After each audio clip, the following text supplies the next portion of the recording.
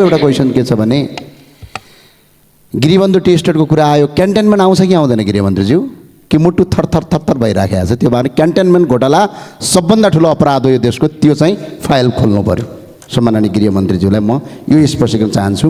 गृहबन्धुको त नाम लिनुभयो, त्यसपछि क्यान्टनमेन्ट घोटालाको नाम लिनु भएन भनेर भन्नुभएको छ। फेरि मेरो मुटु चेक गर्नुभएको छ।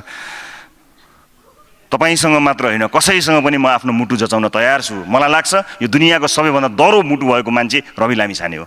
यति भनेपछि मैले थप केही भन्नु पर्दैन होला, अलिकति समयको मात्र प्रतीक्षा गरिदिनु होला। कुनै अरू काण्ड पनि तपाईँले भन्दै जानु होला, म जवाफ दिँदै जाउँला। मैले अघि 25वटा तपाईँहरूलाई बताएँ। कुनै पनि काण्डको सुरुवात गर्न, कुनै पनि काण्डको छानबिन गर्नको लागि कुनै पनि आपत्ति छैन। तर एउटा कुरा चाहिँ यहाँ मैले भन्न छुटाएको छु मान्यज्यू, मलाई लागेको थियो फाइलहरू तयार छन्, गएर फटाफट सही गर्ने त हो नि, खोल्ने त हो नि भन्ने लागेको थियो। तर दुर्भाग्य, फाइल तयार भएका रहेनछन्। फाइल त तयार गर्नुपर्ने अवस्था सृजना भएको रहेछ। त्यसकारणले फाइल तयार गर्न समय लागेको मात्र हो। तयार गरिवरी खोल्नुपर्ने अवस्था भएको हुनाले समय केही लाग्न सक्छ। आफ्नो प्रतिबद्धताबाट दायाँ बायाँ कहिले पनि हुने छैन भन्ने कुरा फेरि पनि स्पष्ट पार्न चाहन्छु। भविष्यमा पनि तपाईँले यो प्रश्न गर्नुभयो भने मैले भनेको यो जवाफलाई कपी पेस्ट गरिदिनु हुनुको लागि विनम्रपूर्वक अनुरोध गर्न चाहन्छु। अब पहिलो विषय जीवी राई पक्राउबारे। विभिन्न सहकारी संस्थाको रकम अवचलन गरेको अभियोग लागेपछि जिल्ला अदालत कास्कीले राई लगायत हालसम्म 19 जना विरुद्ध पक्राउ पूर्जी जारी गरेको छ। त्यसमध्ये हालसम्म 5 जना पक्राउ पर्दा राई फरार छन्। उनी विदेशमा रहेको सूचनापछि प्रहरीले इन्टरपोलबाट माघ 12, 2080 मा डिफ्युजन नोटिस जारी गरेको थियो भने माघ 25 मा रेड नोटिस जारी गरेको थियो। उनी मलेसियामा छन् भन्ने जानकारीका आधारमा रेड नोटिस जारी गरिसकिएको थियो। यी घटना म गृह मन्त्रालयको नेतृत्वमा आउनु अघि अर्थात् 80 साल फागुन 24 गते अघिका हुन्। प्रहरीले खोजी गरिरहेका बेला उनी कसरी विदेशिए प्रश्न गर्ने ठाउँ त छ। अहिले यो प्रश्न पुरानो भइसक्यो होला, तर राज्यका निकाय र संयन्त्रलाई प्रयोग गर्दै उनी त्यतिखेर बाहिरिएका पक्कै हुन्। विभिन्न अनुसन्धानबाट राज्यका निकायले अहिले उनी मलेसियामा रहेको तथ्य पत्ता लगाएका छन्। उनलाई पक्राउ गरेर नेपाल ल्याउने विषयमा मैले त्यहाँका गृहमन्त्रीज्यूसँग 2 पटक टेलिफोनमा कुराकानी गरेको छु। मैले सम्मानित सदनलाई जानकारी गराउनै पर्छ। दुवैतर्फका राज्य स्तरीय संयन्त्रहरू संवादमा छन् र यी दुवै देश कानुनी राज्य भएका देश भएका हुनाले हामीले कानुनी माध्यमबाट नै समस्याको हल गर्नुपर्ने कुरा म सम्मानित सदन मार्फत जानकारी गराउन चाहन्छु। नेपाल र मलेसियाबीच सुपुर्दगी सन्धि नभए पनि मलेसियाको सुपुर्दगी ऐन अन्तर्गत सन्धि नभएका मुलुकको अनुरोधमा आरोपितलाई सुपुर्दगी गर्न सक्ने व्यवस्था अन्तर्गत निरन्तर काम भइरहेका छन्। मलेसियाका गृहमन्त्रीसँगको 2 पटकको वार्ता, जसमा सकारात्मक जवाफ, मलेसिया सरकारको आग्रह बमोजिमका कागजपत्रहरू पठाउने क्रमको निरन्तरता, जीवी राईको राहदानी खारेजीका प्रक्रियाहरू अगाडि बढाइए तापनि राहदानी विभाग र अदालतले इन्कार गरिदिएको तथ्य, हाम्रा कानुनी प्रावधान अनुसार अन्य जटिलता यसका कारणहरू हुन्। तर अनेकौं प्रयासहरू निरन्तर जारी भएका छन्। जीवी राई फरार भएको 11 महिना भयो सभामुख महोदय। उनी फरार भएको 8 महिनापछि म गृह मन्त्रालयको नेतृत्वमा आएको हुँ। म प्रतिपक्षमा हुँदा पनि यो पक्राउबारे सरकारको ध्यान आकर्षण गराएकै हुँ र आकाशमा भए पनि पातालमा भए पनि पक्राउ गर्छौँ मैले नै भनेको हुँ। म आफ्नो भनाइमा प्रतिबद्ध छु। म आफ्ना भनाइमा प्रतिबद्ध मात्र होइन, गराइमा पनि इमान्दार भएर लागि परिरहेको छु। जीवी राईलाई नेपाल ल्याएर पीडितको बचत फिर्ता हुने वातावरण बनाउन सरकार प्रयासरत छ, प्रतिबद्ध छ। निरन्तर रूपमा लाग्दै आएका लान्छनाबाट मुक्ति पाउन, सत्य तथ्य उद्घाटित हुन, व्यक्तिगत रूपमा मेरा लागि पनि उनको पक्राउ बेग्र प्रतीक्षाको विषय हो सभामुख महोदय। केही कानुनी जटिलता पार गर्दै राजनीतिक र कूटनीतिक सम्बन्ध मार्फत जीवी राईलाई नेपाल ल्याउन सरकार सफल हुने कुरामा म पूर्ण विश्वस्त छु। सम्माननीय सभामुख महोदय, समयका लागि धेरै धेरै धन्यवाद। सभामुख महोदय, 2 चरणमा आफ्ना जवाफहरूलाई तय गरेको छु। विधेयकमाथिको छलफलकै क्रममा विनियोजन विधेयकसँग सम्बन्धित प्रश्नहरू पनि छन्। छलफलकै क्रममा विधेयकभन्दा बाहिरका केही महत्त्वपूर्ण जिज्ञासा प्रश्न पनि मान्यज्यूहरूबाट राख्नु भएको हुनाले 2 चरणमा जवाफ दिने कोसिस गर्नेछु। आर्थिक वर्ष 81-82 को बजेट उपर सम्मानित सदनमा पर्याप्त छलफल भयो। सरकार बाहिर हुने दलबाट प्रतिनिधित्व गर्ने मान्यज्यूहरूले बजेटप्रति आलोचनात्मक टिप्पणी गरेर स्वाभाविक प्रतिपक्षीय धर्म निर्वाह पनि गर्नुभयो। तर यसपटक सत्तापक्षकै माननीयहरूले पनि अलि कडै रूपमा बजेटको आलोचना समेत गर्नुभएको छ। बजेट निर्माणको परम्परागत प्रक्रिया, प्री बजेट छलफलमा दिएका सुझावको व्यवस्था र बजेटको असन्तुलित वितरणप्रति उहाँहरूको कडा प्रतिक्रियाहरू हामीले यो सदनमा सुन्यौँ। संसदमा लामो छलफल हुने तर त्यसका सुझाव बजेटमा समावेश नहुने परम्परा हटाउन हामीले अध्यादेश मार्फत बजेटको सिद्धान्त तथा प्राथमिकता फागुनभित्रै पेश गर्ने व्यवस्था पनि गर्यौँ। सदनभित्र र बाहिर पर्याप्त छलफल पनि भयो। माननीयज्यूहरूको अनेकौँ सुझावहरू पनि आए, निजी क्षेत्रसहित विज्ञका सुझाव पनि आए, छलफल पनि भए। तर बजेट बनाउने हाम्रो शैली बदलिएन। हामी पहिले जस्तै अलमलियौँ। पहुँचका आधारमा बजेट विनियोजन गर्ने गलत परम्पराले फेरि निरन्तरता पायो भन्ने कुरा सदनभरि चल्यो। परिणामतः बजेटप्रति सत्तापक्षीय माननीयहरूको पनि असन्तुष्टि देखियो। सभामुख महोदय, यसबाट प्रष्ट हुन्छ बजेट बनाउने हाम्रो प्रक्रिया, अभ्यास र शैलीमा मात्र होइन, बजेटको सिद्धान्त र प्राथमिकता निर्धारणमा पनि समस्या छ। सिद्धान्त, प्राथमिकता र प्रक्रियाको सुधार नगरी हामी यथास्थितिबाट बाहिर जान सक्दैनौँ। सत्तापक्षीय सांसद नै असन्तुष्ट हुन पर्ने अवस्थाको बजेट अन्ततः उहाँहरूले नै पारित गर्नुपर्ने नियति दोहोरिँदै आएको यो बाध्यात्मक अवस्था दल विशेषको समस्या होइन, यो प्रणालीको समस्या हो, प्रणालीगत समस्या हो। त्यसैले यसतर्फ सबैजना थप गम्भीर हुन संसदमा प्रतिनिधित्व गर्ने सबै दलको नेतृत्व र माननीयज्यूहरूलाई आग्रह समेत गर्न चाहन्छु। सभामुख महोदय, म मिति 2081 असार 4 गते सम्मानित सदनमा विनियोजन विधेयकमाथिको छलफलको क्रममा गृह मन्त्रालय अन्तर्गत माननीय सदस्यहरूले उठाउनुभएका प्रश्नतर्फ, खर्च कटौतीका प्रस्ताव सहितका प्रश्नतर्फ केन्द्रित हुन्छु। सबभन्दा पहिला विपद, आगलागी, बाढी, पहिरो सम्बन्धमा थियो। माननीय विनिता कटायत, माननीय अब्दुल खान, माननीय देवेन्द्र पौडेल, माननीय नगिना यादव, माननीय बद्रीप्रसाद पाण्डे, माननीय रन्जु कुमार झा, माननीय रोशन कार्की, माननीय लीलानाथ श्रेष्ठ, माननीय धवल शमशेर जबराज्यूहरूको प्रश्न थियो। मनसुनको प्रभावले कर्णालीमा हुने क्षतिको रोकथाम, आर्थिक वर्ष 81-82 तराईमा आगलागी र बाढी पीडितका लागि ल्याइएको कार्यक्रम, बागलुङको भुजी खोलामा आएको बाढीले गरेको विनाश, मनसुनजन्य विपत्तिले पुर्याएको क्षति, विपद प्रभावित बस्तीहरूमा स्थानान्तरण, आगलागीको पूर्व तयारी, बाँके जिल्लाको डडुवा गाउँपालिकामा डुबानको समस्या समाधानका लागि लक्ष्मणपुर बाँध खुला राख्नुपर्ने लगायतका विषय उठान भएका थिए। मनसुन पूर्व तयारी तथा प्रतिकार्य राष्ट्रिय कार्ययोजना 2081 तयार भई कार्यान्वयनमा ल्याइएको छ। मनसुनजन्य विपदबाट हुन सक्ने सम्भावित जोखिमको आकलन गरी जोखिम मुक्त क्षेत्रलाई उचित संरक्षण हुने गरी विभिन्न क्षेत्रगत रूपमा निकायगत जिम्मेवारी तोकिएको छ। जिल्लामा प्रमुख जिल्ला अधिकारीको अध्यक्षतामा रहने जिल्ला विपद व्यवस्थापन समितिद्वारा आवश्यक पूर्व तयारी गरिएको बेहोरा सम्मानित सदनलाई अनुरोध गर्दछु। सबै सरकारवाला निकायहरूसँगको समन्वय तथा सहकार्यमा मनसुन पूर्व तयारी तथा प्रतिकार्य राष्ट्रिय कार्ययोजना तर्जुमा गरी कार्यान्वयनमा रहेको र केन्द्रीय तहमा कमान्ड पोस्ट गठन गरिएको जानकारी गराउँदछु।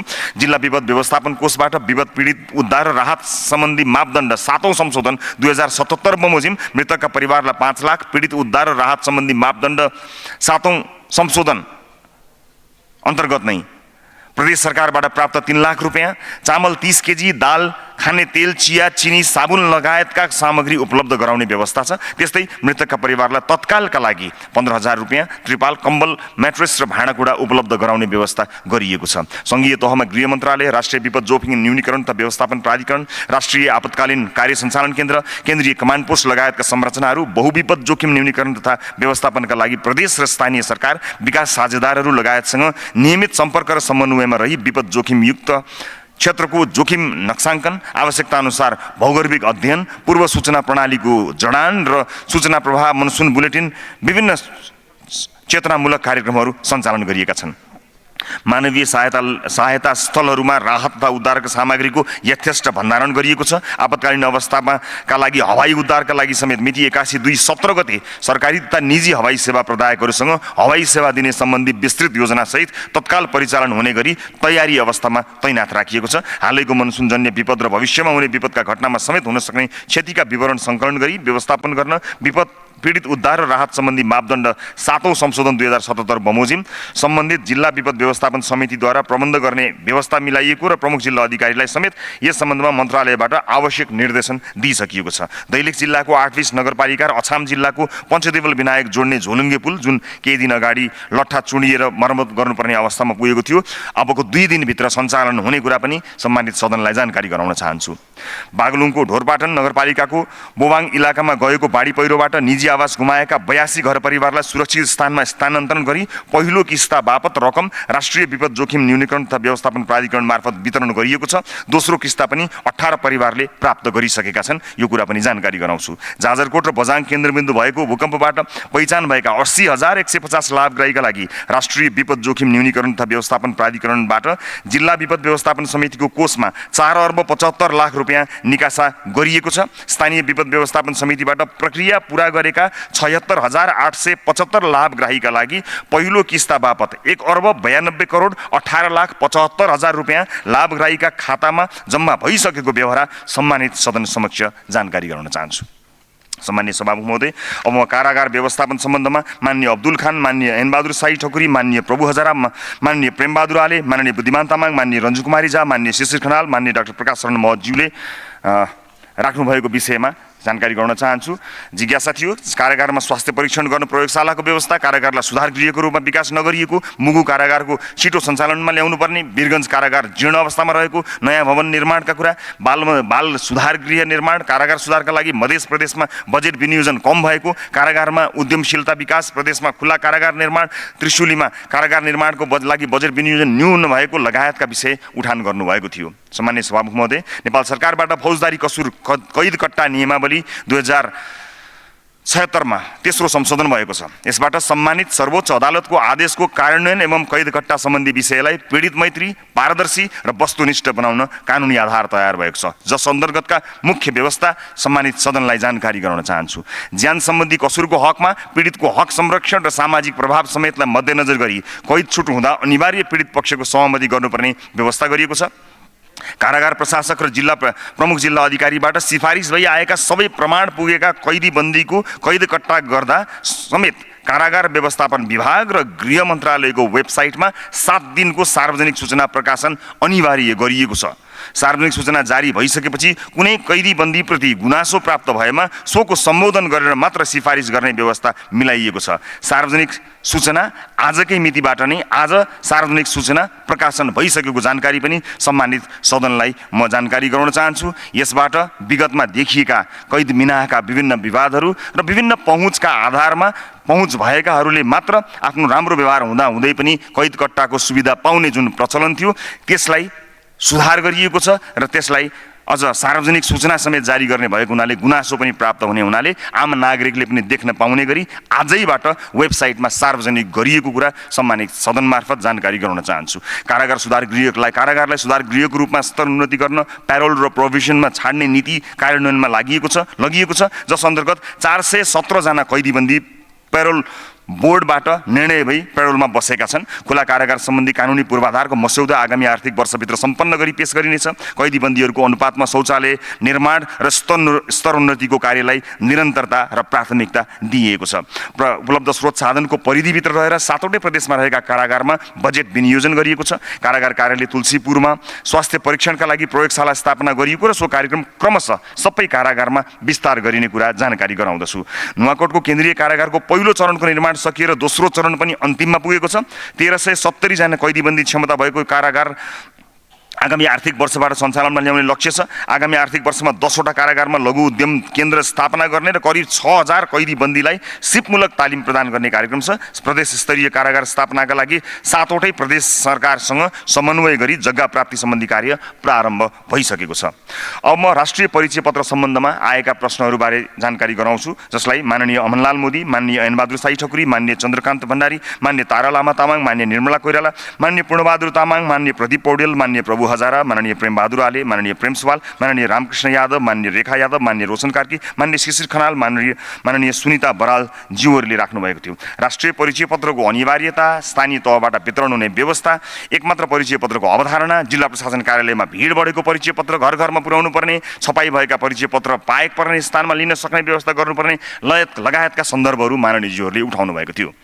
सम्मानित सभामुख महोदय, 2074 सालबाट प्रारम्भ भएको राष्ट्रिय परिचय पत्रको प्रावधान कार्यान्वयनका लागि विगतमा संरचना तयारी, ऐन कानुन निर्माण अभियान मार्फत 77 वटै जिल्लामा डाटा सङ्कलन गरी पूर्वाधार निर्माण गरिएको छ। राष्ट्रिय परिचय पत्र सम्बन्धी कानुनले राष्ट्रिय परिचय पत्रलाई सार्वजनिक सेवा प्राप्तिका लागि मुख्य आधार तथा व्यक्तिको पहिचानका रूपमा व्याख्या गरेको छ। दीर्घकालीन रूपमा राष्ट्रिय परिचय पत्रलाई सामाजिक सुरक्षा लगायतका सबै सेवासँग आबद्ध गर्दै अनिवार्य गर्ने नेपाल सरकारको नीति छ। राष्ट्रिय परिचय पत्रका लागि एकपटक व्यक्तिगत तथा जैविक विवरण बायोमेट्रिक सङ्कलन गरे पश्चात अन्य सार्वजनिक सेवाका लागि पटक पटक विवरण दिनुपर्ने झन्झटिलो व्यवस्थाबाट नागरिकलाई सहज बनाउने उद्देश्य छ। अर्थात् सबै ठाउँमा, चाहे बैंकमा केवाइसी भर्दाको होस्, चाहे सरकारी सेवा लिन जाँदाखेरि पटक पटक धेरै ठाउँमा आफ्नो सम्पूर्ण विवरण, बुवाको नाम, बाजेको नाम, आमाको नाम, जन्ममिति लगायतका प्रतिलिपि लगायतका झन्झट जुन सरकारी कार्यालयमा हुन्छ, यसबाट ती सम्पूर्ण झन्झटबाट मुक्त गराएर फेसलेस र क्यासलेस सर्भिसको अवधारणामा अगाडि बढ्नको निमित्त मद्दत पुग्ने विश्वास लिएको छु। राष्ट्रिय परिचय पत्र अनिवार्य गरिँदा एकै लाभग्राहीले फरक फरक स्थान र फरक फरक लक्षित समूहबाट भत्ता प्राप्त गर्ने, दोहोरो भत्ता प्राप्त गर्ने सम्भावना हुँदैन। भत्ताको दुरुपयोग पूर्णतः रोकिने कुराको जानकारी गराउँदछु। यिनै नीतिगत कानुनी प्रावधान अनुसार नेपाल सरकार मन्त्री परिषदको मिति 81/2024 को निर्णय अनुसार सामाजिक सुरक्षाका लाभग्राहीको पहिचान, दर्ता तथा नवीकरणका लागि हाल 28 जिल्लामा मात्र राष्ट्रिय परिचय पत्र अनिवार्य गरिएको छ। हाललाई परिचय पत्रको नम्बर मात्र अनिवार्य गरिएको हुँदा कार्ड आवश्यक पर्दैन। यो कुरा म फेरि पनि जानकारी गराउन चाहन्छु। अहिलेका लागि 28 जिल्लामा 90 दिनको समय दिइएको राष्ट्रिय परिचय पत्र ती जिल्लाहरूमा मात्र अनिवार्य। अहिले हाललाई परिचय पत्रको नम्बर मात्र अनिवार्य गरिएको हुँदा कार्डको आवश्यकता नपर्ने कुरा जानकारी गराउँछु। बाल पोषण भत्ता 90 वर्ष माथिका तथा अन्य हेरचाहमा आफै गर्न नसक्ने प्रकृतिका लाभग्राहीलाई अनिवार्य गरिएको छैन। त्यसको डिटेल पनि म केही बेर आम सर्वसाधारणको जानकारीलाई का लागि समेत सामान्य सभामुख मार्फत सदन मार्फत जानकारी गराउन चाहन्छु। 753 स्थानीय तहका 1500 भन्दा बढी कर्मचारीको क्षमता विकास गरी लाभग्राहीको राष्ट्रिय परिचय पत्र प्राप्त गर्नका लागि सहजीकरण गर्ने व्यवस्था मिलाइएको छ। त्यस्तै वितरण सङ्कलन व्यवस्थित गर्न सेवाग्राहीको चाप अनुसार देशभर 173 स्टेसन थपिएको छ। परिचय पत्र अनिवार्य गरिएका जिल्लामा पर्न गएको कार्य चापलाई मध्यनजर गरी प्रत्येक जिल्लाका विभिन्न विवरण दर्ता इकाइमा साविकको भन्दा 5 जनाको दरले जनशक्ति थप समेत गरिएको छ। लाभग्राहीले हाल बसोबास गरेको स्थानबाट दर्ताको निवेदन तथा नवीकरण गर्न सक्ने, जस्तै कर्णालीमा रहेका लाभग्राहीले काठमाडौँबाट निवेदन तथा नवीकरण गर्न सक्ने व्यवस्था मिलाइएको छ। काठमाडौँ उपत्यकामा राष्ट्रिय सभागृह, नारायण हिटी सङ्ग्रहालय परिसरबाट विवरण सङ्कलन गर्ने व्यवस्था मिलाइएको छ। आफूलाई पाएक पर्ने स्थानबाट कार्ड लिन वा एका घरका परिवारका व्यक्ति मार्फत कार्ड लिने व्यवस्थाका लागि कानुन संशोधनको प्रक्रियामा छ। सभामुख महोदय, हामीले चाहेको अन्तरआबद्धता सहितको राष्ट्रिय परिचय पत्रले धेरै व्यथितिको अन्त्य गर्छ। एउटै व्यक्तिको 2वटा राष्ट्रिय परिचय पत्र नम्बर बन्दैन, किनभने औँठा छाप र आँखाको नानी लिएको हुन्छ। कागजमा मान्छे खडा गर्ने तर साँच्चैको मान्छे नहुने र पैसा सबै चाहिँ दुरुपयोग हुने, वृद्ध विद्याको सङ्ख्यामा त्यस्तै डाटा दुरुपयोग हुने, विद्यार्थीको सङ्ख्या त्यस्तै, हरेक क्षेत्रमा तथ्याङ्कको तोडमोड गरेर अनेकौँ अनियमितता हुने गरेको छ। सबैतिरको हिसाब जोड्ने हो भने तथ्याङ्कमा खेलेर झन्डै 10,000 करोडभन्दा बढीको भ्रष्टाचार रोक्न सकिन्छ भन्ने हाम्रो अनुमान र प्रक्षेपण छ। झुटो तथ्याङ्क अर्थात् मिथ्याङ्क देखाएर लुट मचाइएको छ। राष्ट्रिय परिचय पत्रको अवधारणा लागू हुँदा धेरैजनाको लुट रोकिँदैछ। त्यसैले यसका विरुद्ध पनि थुप्रै कार्यक्रमहरू अथवा थुप्रै किसिमका अफवाहहरू पनि आउँछन् कि भन्ने कुरामा पनि हामी सचेत भएर बसेका छौँ। मिथ्याङ्कका आधारमा अब अनियमितता नहोस् भन्नका लागि सम्मानित सदनमा यो कुरा जानकारी गराएको छु र कतिपय अवस्थामा समाचारहरू पढेर चाहिँ धारणाहरू बनाइएको पनि पाइएको छ। मन्त्री परिषदको निर्णय पढ्नुभन्दा समाचारहरू पढेर चाहिँ धारणा बनाइएको हुनाले म फेरि पनि 28 जिल्लामा मात्र 90 दिनको समय दिएर यो व्यवस्था लागू गरिएको मन्त्री परिषदको निर्णयमा स्पष्ट रूपमा भनिएको पनि छ। अशक्तहरूका लागि जो बालबालिकाहरू हुनुहुन्छ, अझ जसले चाहिँ जान सक्नुहुन्न, उहाँहरूका लागि अनिवार्य गरिएको छैन। उहाँहरूले पाउन सक्नुहुन्छ, उहाँहरूलाई कुनै बाधा अर्चन गरिएको छैन। त्यसका बावजुद पनि कुनै अप्ठ्यारो परेको खण्डमा राज्यले नागरिकलाई कुनै पनि कारणले सेवा सुविधाबाट वञ्चित गराउनै सक्दैन। नागरिकको त्यो अधिकार हो। मन्त्री परिषदको निर्णयमा स्पष्ट लेखिएको छ। तर समाचारमा आए अनुसार नै धेरै कुरा सदनमा पनि र विभिन्न ठाउँमा आएका हुनाले आम नागरिकलाई अलि बढी चासो बढ्यो र धेरै भिडभाड पनि बढेको देखियो। बालबालिका आफ्नो हेरचाह आफै गर्न नसक्ने, अशक्त, असहाय अथवा 90 वर्ष माथिका ज्येष्ठ नागरिकको हकमा परिचय पत्र नभए पनि सेवा लिन बाध्य पर्ने छैन भन्ने कुरा एकदमै स्पष्टसँग भनिएको हुनाले म सम्मानित सदन मार्फत सबैका जानकारीका लागि यो कुरा गराएको पनि छु। केही असहज परिस्थिति छ होला, हामीले केही दिनभित्रै यदि कोही उमेर पुगेका वृद्धहरू ज्येष्ठ नागरिकहरू आइपुग्नु भएको छ भने त्यस्तो अवस्थामा उहाँहरूको हेरचाहको विशेष व्यवस्था र जिल्ला प्रशासन कार्यालयहरूमा उहाँहरूको स्वास्थ्य जाँचको समेत व्यवस्था यही मौकामा गरिदिने लगायतका यसलाई चुस्त सेवा बनाउने लगायतका काममा पनि जोड दिएको कुरा सम्मानित सदनलाई जानकारी गराउन चाहन्छु। लागु औषध नियन्त्रण सम्बन्धमा माननीय पूर्णबहादुर तामाङ, माननीय प्रेमबहादुर आले, माननीय महेन्द्र राय यादव, माननीय रञ्जु कुमारी झा, माननीय रामकृष्ण यादव, माननीय लालवीर चौधरी, माननीय लीलानाथ श्रेष्ठज्यूहरूले जिज्ञासा राख्नुभएको थियो। विदेशबाट लागु औषध भित्रिरहेको, नेपाल ट्रान्जिट पोइन्ट बनेको, युवाहरू लागु औषध दुर्व्यसनमा फसेको, पुनःस्थापना केन्द्र स्थापना, लागु औषध नियन्त्रणका लागि आगामी वर्षको कार्यक्रम लगायत विषय उठान गरिएका थिए। सम्मान्य सभामुख महोदय, अन्तर्राष्ट्रिय सीमा नाकामा लागु औषध ओसार प्रसार नियन्त्रणमा सशस्त्र प्रहरी बलले सीमाबाट नेपाल भित्रिने प्रत्येक यात्रुको चेक जाँच कडाइका साथ गर्ने व्यवस्था मिलाइएको छ। समुदायसँग प्रहरी अभियान मार्फत नेपाल प्रहरीले मुलुकभर लागु पदार्थको प्रयोग विरुद्ध चेतनामूलक कार्यक्रम सञ्चालन गरिरहेको छ। लागु औषध नियन्त्रण ब्युरो मार्फत लागु औषधको ओसार प्रसार, बिक्री, भण्डारण र प्रयोगमा नियन्त्रण कायम गर्ने व्यवस्था मिलाइएको छ। मन्त्रालयबाट आर्थिक वर्ष 81-82 को बजेटमा 77वटै जिल्ला प्रशासन कार्यालयमा बजेट विनियोजन गरी अभियान मार्फत सचेतना कार्यक्रम सञ्चालन गर्ने व्यवस्था मिलाइएको छ। मन्त्रालयले समय समयमा जनचेतना जगाउने उद्देश्यले प्रदेशगत र स्थानीय निकायका समेत कार्यक्रम सञ्चालन गर्दै आएको छ। लागु औषध प्रयोगकर्ताका लागि पुनःस्थापना केन्द्र सञ्चालन निर्देशिका बमोजिम पुनःस्थापना केन्द्र सञ्चालन भई तिनीहरूको प्रोत्साहनका लागि अनुदान र पुरस्कारको व्यवस्था गरिएको छ। त्यस्ता केन्द्रहरूले मापदण्ड पुरा गरे वा नगरेको अध्ययन पनि गरिनेछ। लागु औषधको दुर्व्यसनीमा फसेका मानिसहरूले मौका नपाएर लामो समय अथवा सम्पूर्ण जीवन धेरै लामो समय जेलमा बिताउनु पर्ने जुन अवस्था सिर्जना भएको छ त्यसको पुनरावलोकन, त्यसको पुनर्मूल्याङ्कन गर्नुपर्ने आवश्यकता कडा भएको छ। मन्त्रालयले लागु औषधको दुर्व्यसनीमा फसेकाहरूका लागि अनादर चान्स र लागु औषध बेचबिखन गर्नेका लागि कानुनी रूपमा नो चान्सको नीति लिएको हुनाले यो कुराको जानकारी पनि म सम्मानित सदन मार्फत आम सर्वसाधारण र मान्यज्यूहरूलाई गराउन चाहन्छु। अध्यागमन सम्बन्धमा माननीय वीरेन्द्र प्रसाद बडु, माननीय बुद्धिमान तामाङहरूको प्रश्न आएको थियो। मानस सरोवर जाने तीर्थयात्रीलाई भिजा प्रक्रियामा सहजीकरण, अध्यागमन सेवा चुस्त दुरुस्त बनाउने लगायत विषयमा प्रश्न उठाउनु भएको थियो। सामान्य सभामुख महोदय, नेपालबाट मानस सरोवर जाने तीर्थयात्रीमा मुख्य नेपाली र भारतीय हुने, भारतीय यात्रीका लागि नेपाल आगमनमा भिजा आवश्यक नभएको कुरा जानकारी गराउँछु। अन्य देशबाट नेपाल आई मानस सरोवर जाँदा नेपालको भिजा आगमन बिन्दुमा नै प्रदान गर्ने व्यवस्था गरिएको छ। मानस सरोवरमा नियमित चिनिया पक्षबाट उक्त देश जाने भिजा प्रदान गर्ने व्यवस्था छ। सहजीकरणका लागि परराष्ट्र मन्त्रालयको समन्वयमा भिजा प्रक्रिया सहजताका लागि अनुरोध गरिएको छ। अध्यागमन सुधारका लागि त्रिभुवन विमानस्थलमा प्रस्थान कक्षतर्फ 4वटा नयाँ डेस्क हालसालै थप गरिएको छ। त्यहाँ दरबन्दी अनुसारको जनशक्ति पुरा गरिएको छ। अध्यागमन कार्यालयहरूमा क्रमशः गौतम बुद्ध अन्तर्राष्ट्रिय विमानस्थल, पोखरा अन्तर्राष्ट्रिय विमानस्थल, बेलैया, रूपन्देही, रसुवा र कोदारी गरी 5वटा कार्यालयमा office automation, online payment, website र इमेल अपडेट सम्बन्धी अभिमुखीकरण कार्यक्रम सम्पन्न गरी यी सेवाहरू सुरुवात गरिएका छन्।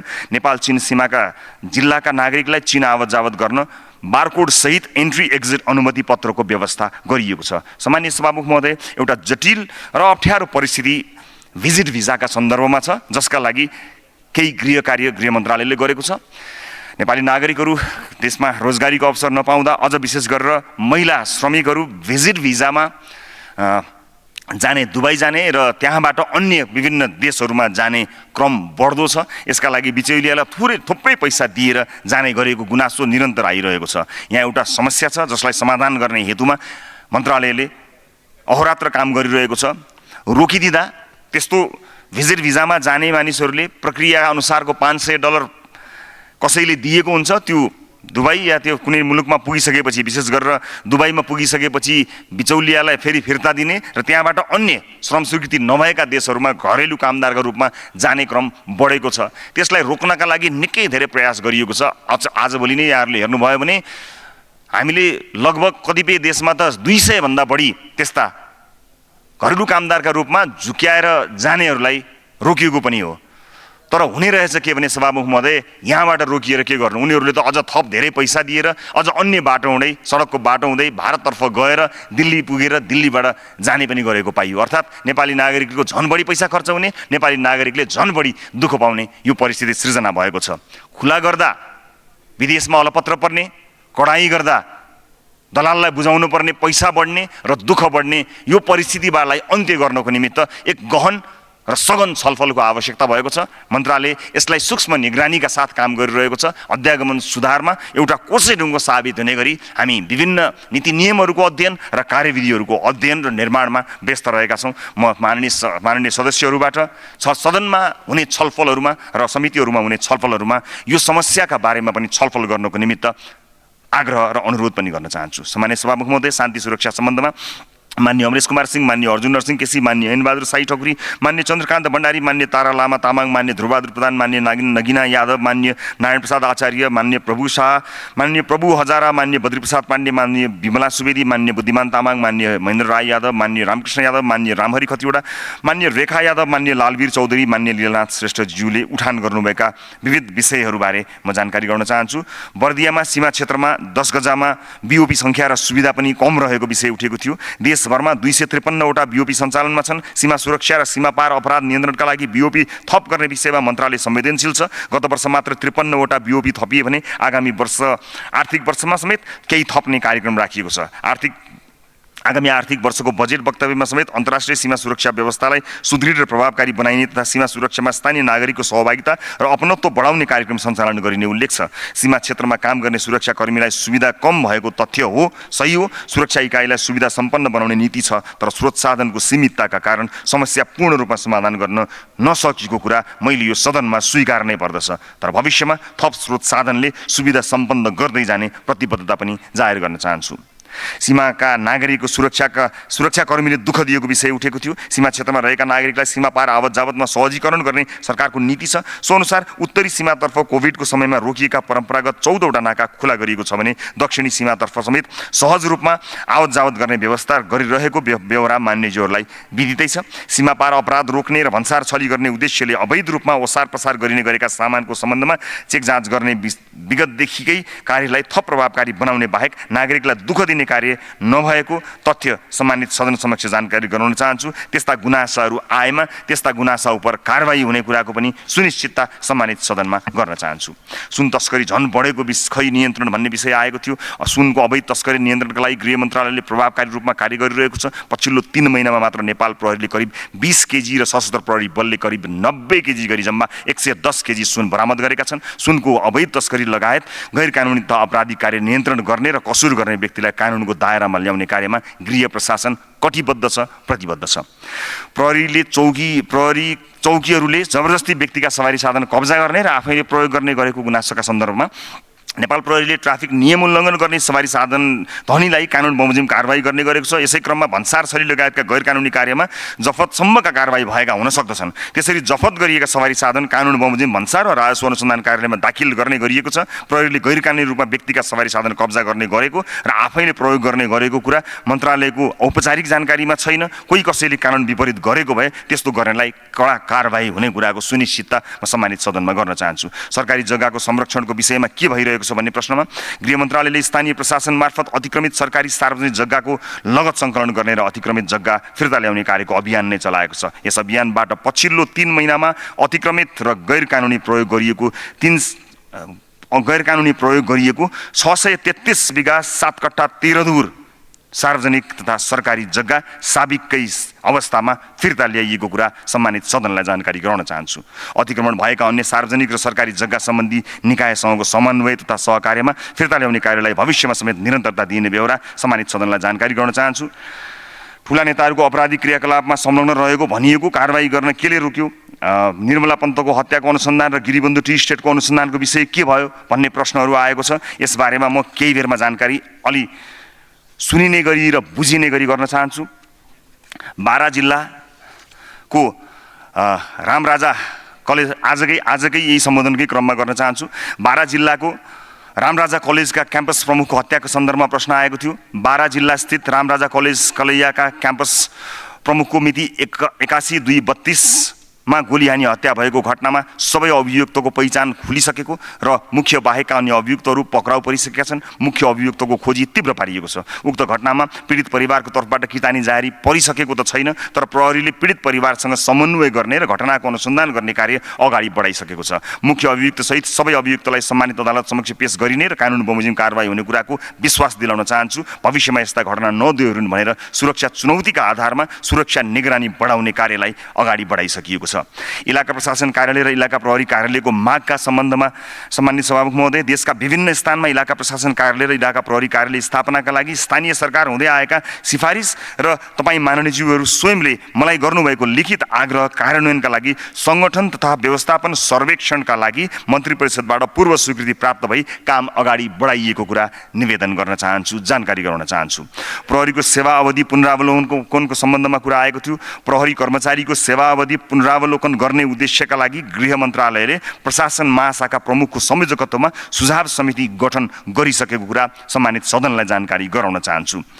गृह मन्त्रालयका कर्मचारीको सरुवा सन्दर्भमा पनि कुराकानी आएको थियो। गृह मन्त्रालयमा निजामती कर्मचारी, नेपाल प्रहरी र सशस्त्र प्रहरी बल गरी करिब 1,10,000 कर्मचारी छन्। कर्मचारीहरूको सरुवा र पदस्थापन सम्बन्धित ऐन र नियमावलीको परिधिभित्र रही हुने गरेको छ। कर्मचारीको नियमित हुने सरुवामा मेरो कुनै चासो छैन। यो स्वाभाविक र नियमित प्रक्रिया हो। माननीयज्यूहरूले गृह मन्त्रालय अन्तर्गत हुने सरुवामा समेत चासो देखाएर सुशासनको अभियानमा टेवा नै पुर्याएको मैले ठानेको छु। आज भर्खर पनि सशस्त्र प्रहरीका 18 डिएसपी सहित 237 जनाको सरुवा भएको छ। नियमित हुन्छन् र कुनै कुनै बेला नेतृत्वले बेस्ट पर्सन इन बेस्ट प्लेसका आधारमा कार्यविधिको मातहतमा रहेर यस्ता कार्यहरू हरेक निकायमा हुने गर्दछन्। ती स्वाभाविक रूपमा भइरहेका कार्यहरू हुन् भन्ने कुरा सम्मानित सदनलाई जानकारी गर्न चाहन्छु। र म गृह मन्त्रालयको बजेटका सन्दर्भमा छोटो जानकारी गराउँछु। आगामी आर्थिक वर्षमा गृह मन्त्रालयका लागि 1,98,87,07,00,000 बजेट प्रस्तावित छ। आकारको हिसाबले यो निकै ठुलो देखिन्छ, तर 1,10,000 कर्मचारीको तलब भत्ता र करिब 38 लाख नागरिकको सामाजिक सुरक्षा भत्तामा गरी करिब 97% बजेट चालु खर्चमा नै जान्छ। बजेट अभावकै कारण सीमा सुरक्षा र राजस्व चुहावट नियन्त्रणमा खटिने सुरक्षाकर्मी अहिले पनि त्रिपाल मुनि बसिरहेका छन्। शान्ति सुव्यवस्था कायम र अपराध अनुसन्धान गर्ने तथा राजस्व चुहावट नियन्त्रण लगायत गृह मन्त्रालयको कार्यक्षेत्रप्रति नागरिकका असीमित अपेक्षा छन्। सीमित स्रोत साधनका बावजुद पछिल्लो 3 महिनामा अघिल्लो वर्षको सोही अवधिको तुलनामा गृह मन्त्रालय मातहतका निकायले करिब 30% राजस्व सङ्कलन बढाएको कुरा म सम्मानित सदन मार्फत जानकारी गराउन चाहन्छु। र नागरिकताका सम्बन्धमा माननीय प्रभु शाह र माननीय रेखा यादवज्यूले प्रश्न उठाउनु भएको थियो। नेपाली नागरिकता परित्याग गरी विदेश पलायन भएको व्यक्तिको सम्पत्तिको अवस्था के हुने, आमाको नामबाट नागरिकता पाउने विषय लगायतको सम्बन्धमा विषय उठान गर्नुभएको थियो। नेपाली नागरिकताको प्रमाणपत्र जारी तथा व्यवस्थित गर्ने कार्यविधि 2081 तर्जुमा हुने क्रममा छ। यही साता नै यो कार्यविधि प्राप्त हुन्छ र आउने साताको मन्त्री परिषदको बैठकमा लगेर यसलाई पास गरी कार्यान्वयनको चरणमा लिएर जाने कुरा म सभामुख महोदय मार्फत सम्मानित सदनलाई जानकारी गर्न चाहन्छु। कार्यविधिले आमाको नामबाट नागरिकता जारी गर्न कठिनाई परेको कुरालाई मध्यनजर गर्दै त्यस्ता कयौँ विषयहरूलाई कार्यविधिले समेट्ने र गैरावश्यक नेपाली नागरिकता प्राप्त गर्ने कार्यको व्यवस्थापनका विषयमा देखिएका जटिलतालाई त्यस कार्यविधिले सम्बोधन गर्ने कुरा को जानकारी गराउन चाहन्छु। विशेष गरी गैरावश्यक नेपाली नागरिकले पाउने राजनीति बाहेकका अधिकार सम्बन्धमा कानुन निर्माणको क्रममा छ। यसलाई व्यवस्थित गरेर र संविधानले दिएको अधिकारलाई सुनिश्चित गर्ने कुरामा गृह मन्त्रालय कटिबद्ध भएर लागेको कुरा बताउन चाहन्छु। सम्माननीय सभामुख महोदय, अन्त्यमा यसै सदनबाट विनियोजनकै क्रममा तर विनियोजनभन्दा फरक ठाउँमा गएर सोधिएका महत्त्वपूर्ण प्रश्नहरूको जवाफ दिने कोसिस गर्नेछु। 2वटा प्रसङ्ग पहिला, अन्य प्रसङ्ग फेरि छोड्छु, जसबारे जनस्तरबाट स्वाभाविक चासो र चिन्तापूर्वक प्रश्न उठिएको थियो। म जसलाई सम्मान पनि गर्दछु। सम्मानित सदनमा जुन ढङ्गले विषयहरू उठ्छन्, कहिलेकाहीँ कुन विषय सुन्ने समयमा, कुन समय आकस्मिक समयमा, कुन समय विषयगत छलफलमा भन्ने कुराको अन्यल रहिरहँदा कहिलेकाहीँ बहसहरू अन्यत्र भाडिने गरेको पनि देखिएको छु, जसले गर्दा चर्को स्वर, व्यङ्ग्यात्मकता, खिचिटिउरी, छेडखानी जस्ता विषयहरू संसदमा प्रवेश गरेका छन्। यसलाई बौद्धिक जगत र आम मानिसले चासोका रूपमा हेरेका छन्, चिन्ताका रूपमा अभिव्यक्त गरेका छन्। सम्मानित सदनलाई यसबारे जानकारी गराउन चाहन्छु। पहिलो विषय जीवी राई पक्राउबारे। विभिन्न सहकारी संस्थाको रकम अवचलन गरेको अभियोग लागेपछि जिल्ला अदालत कास्कीले राई लगायत हालसम्म 19 जना विरुद्ध पक्राउ पूर्जी जारी गरेको छ। त्यसमध्ये हालसम्म 5 जना पक्राउ पर्दा राई फरार छन्। उनी विदेशमा रहेको सूचनापछि प्रहरीले इन्टरपोलबाट माघ 12, 2080 मा डिफ्युजन नोटिस जारी गरेको थियो भने माघ 25 मा रेड नोटिस जारी गरेको थियो। उनी मलेसियामा छन् भन्ने जानकारीका आधारमा रेड नोटिस जारी गरिसकिएको थियो। यी घटना म गृह मन्त्रालयको नेतृत्वमा आउनु अघि अर्थात् 80 साल फागुन 24 गते अघिका हुन्। प्रहरीले खोजी गरिरहेका बेला उनी कसरी विदेशिए प्रश्न गर्ने ठाउँ त छ। अहिले यो प्रश्न पुरानो भइसक्यो होला, तर राज्यका निकाय र संयन्त्रलाई प्रयोग गर्दै उनी त्यतिखेर बाहिरिएका पक्कै हुन्।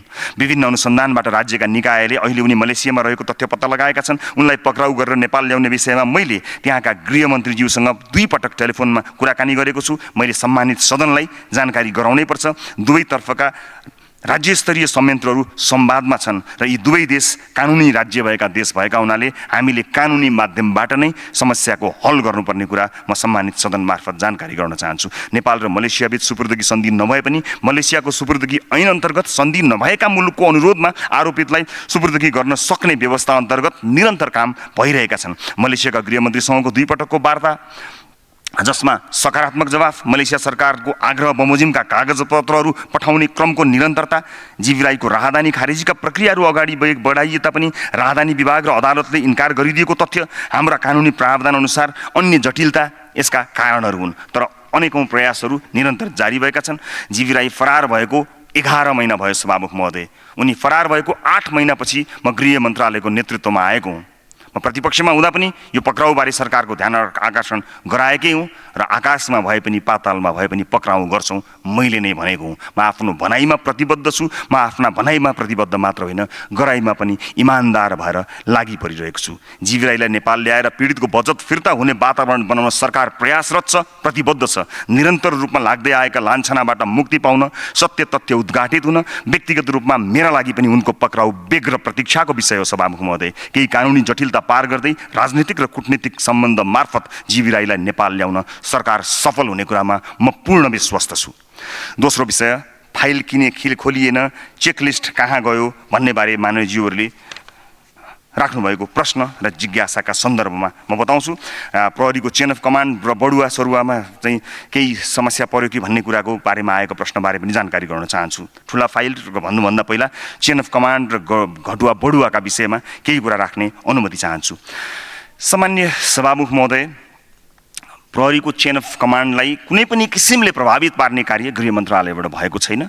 विगतका हाम्रा केही अनुभवहरूमा इमान्दार पहुँच नभएका धेरै प्रहरी अधिकारीहरू पछाडि छुटेका छन् र पहुँचका आधारमा केही मानिसहरू अगाडि बढेको कुरा सबै सामु छर्लङ्ग छ।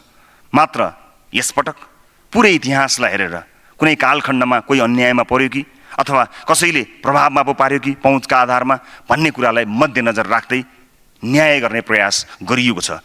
लामो अन्यायको सिलसिलाको बीचमा धेरै न्याय गर्न नसके पनि अन्याय नहोस् भन्ने कुरामा हामी कटिबद्ध छौँ। यो नियमित प्रक्रियालाई हामीले अगाडि बढाएका छौँ। जहाँसम्म ठुला काण्डहरूको बारेमा हिम्मत छ भन्ने विषयमा प्रश्न आएको थियो, गिरीबन्धु, यति ओम्नी लगायतका विषयमा हिम्मत छ भन्ने खालका प्रश्नहरू आएका थिए। म सम्मानित सदन मार्फत मान्यज्यूहरूलाई जानकारी गराउन चाहन्छु। नेपाल प्रहरीलाई र नेपाल प्रहरीले केन्द्रीय अनुसन्धान ब्युरोलाई गिरीबन्धु टी स्टेटका बारेमा उजुरी माग्नको निमित्त सदनमा कुरा उठ्नुभन्दा हप्ता दिन अगाडि नै मन्त्रालयले स्पष्ट निर्देशन दिइसकेको छ र केन्द्रीय अनुसन्धान ब्युरो गिरीबन्धु टी स्टेटको उजुरीको प्रतीक्षा गरेर बसिरहेको छ। कुनै पनि समय, कुनै पनि बेलादेखि भएका विभिन्न किसिमका यी घटनाहरूका बारेमा नेपाल प्रहरी अनुसन्धान गर्न तत्पर भएर बसेको छ। कुनै पनि काण्डका विषयमा डराउनु पर्ने, नबोल्नु पर्ने, कुनै पनि फाइल नखोल्नु पर्ने एउटा पनि बाध्यता मेरो काँधमा छैन, मेरो शिरमा छैन। यो कुरा म स्पष्ट पार्न चाहन्छु। त्यो सँगै सामान्य सभामुख महोदय मार्फत म जानकारी गराउन चाहन्छु। सुनकाण्डको फाइल के भयो भनेर यहाँले भन्नुभएको छ। म सुनकाण्डका विषयमा पनि थोरै जानकारी यहाँहरूलाई गराउन चाहन्छु। सामान्य सभामुख महोदय, लगभग बन्द भइसकेको यो फाइल पुनः खोल्दा मिति 2080 4/2 गते बरामद भएको 60 केजी सुनको थप अनुसन्धानका क्रममा हालसम्म कुल 3001 194 केजी अवैध सुन चोरी पैठारी भएको खुल्न आएको छ, जस अन्तर्गत अनुसन्धानका क्रममा नेपाली नागरिक 14 जना, भारतीय नागरिक 4 जना, चिनिया नागरिक 2 जना गरी जम्मा 20 जना पक्राउ परेका छन्। अवैध हतियार बरामद भएको छ, अवैध सुन बरामद भएको छ, अवैध स्रोत नखुलेको रकम बरामद भएको छ, भारतीय रुपियाँ, अमेरिकी डलर लगायत बरामद भएको छ, कृत्य कागजातहरू बरामद भएका छन्। फाइल नै खोल्ने क्रममा सम्माननीय सभामुख महोदय,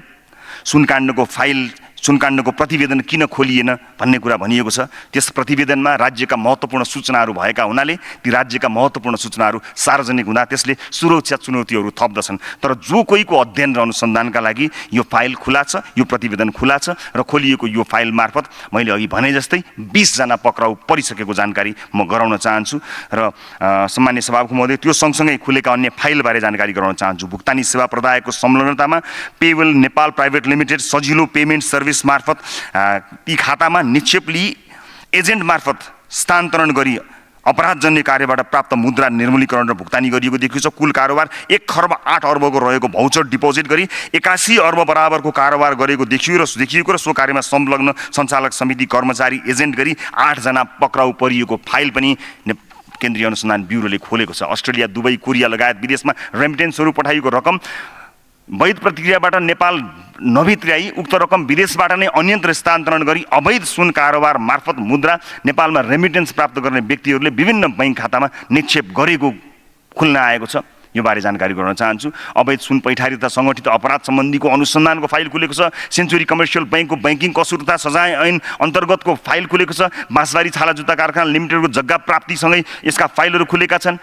बाल मन्दिर सम्बन्धी जग्गा प्रकरणका फाइलहरू खुलेका छन्। विभिन्न सहकारी पीडितहरूको मुद्दाको अनुसन्धानको फाइल अगाडि बढेको छ। सरकारी छाप किर्दै गर्ने फाइल खुलेका छन्। जघन्य अपराधका घटनाहरूमा पर्वत, झापा, सिन्धुपाल्चोक, धनुषा, बाँके लगायतका स्थानमा हत्या सम्बन्धी घटनाको अनुसन्धानका फाइलहरू खुलेका छन्। क्रिप्टो करेन्सी माइनिङका विषयमा सिटिभिटीको तालिम केन्द्रमा KOICA भन्ने कोरियन कम्पनीले निर्माण गरेको IT बिल्डिङलाई उपलब्ध गराएको कम्प्युटर र सर्भर प्रयोग भएको अपराधमा कम्प्युटर CPU 66 थान र सर्भर 1 थान, पेन ड्राइभ 7 थान, ट्याब 1 थान, ल्यापटप 2 थान बरामद गरी 2 जना पक्राउ गरी अनुसन्धान भइरहेको छ।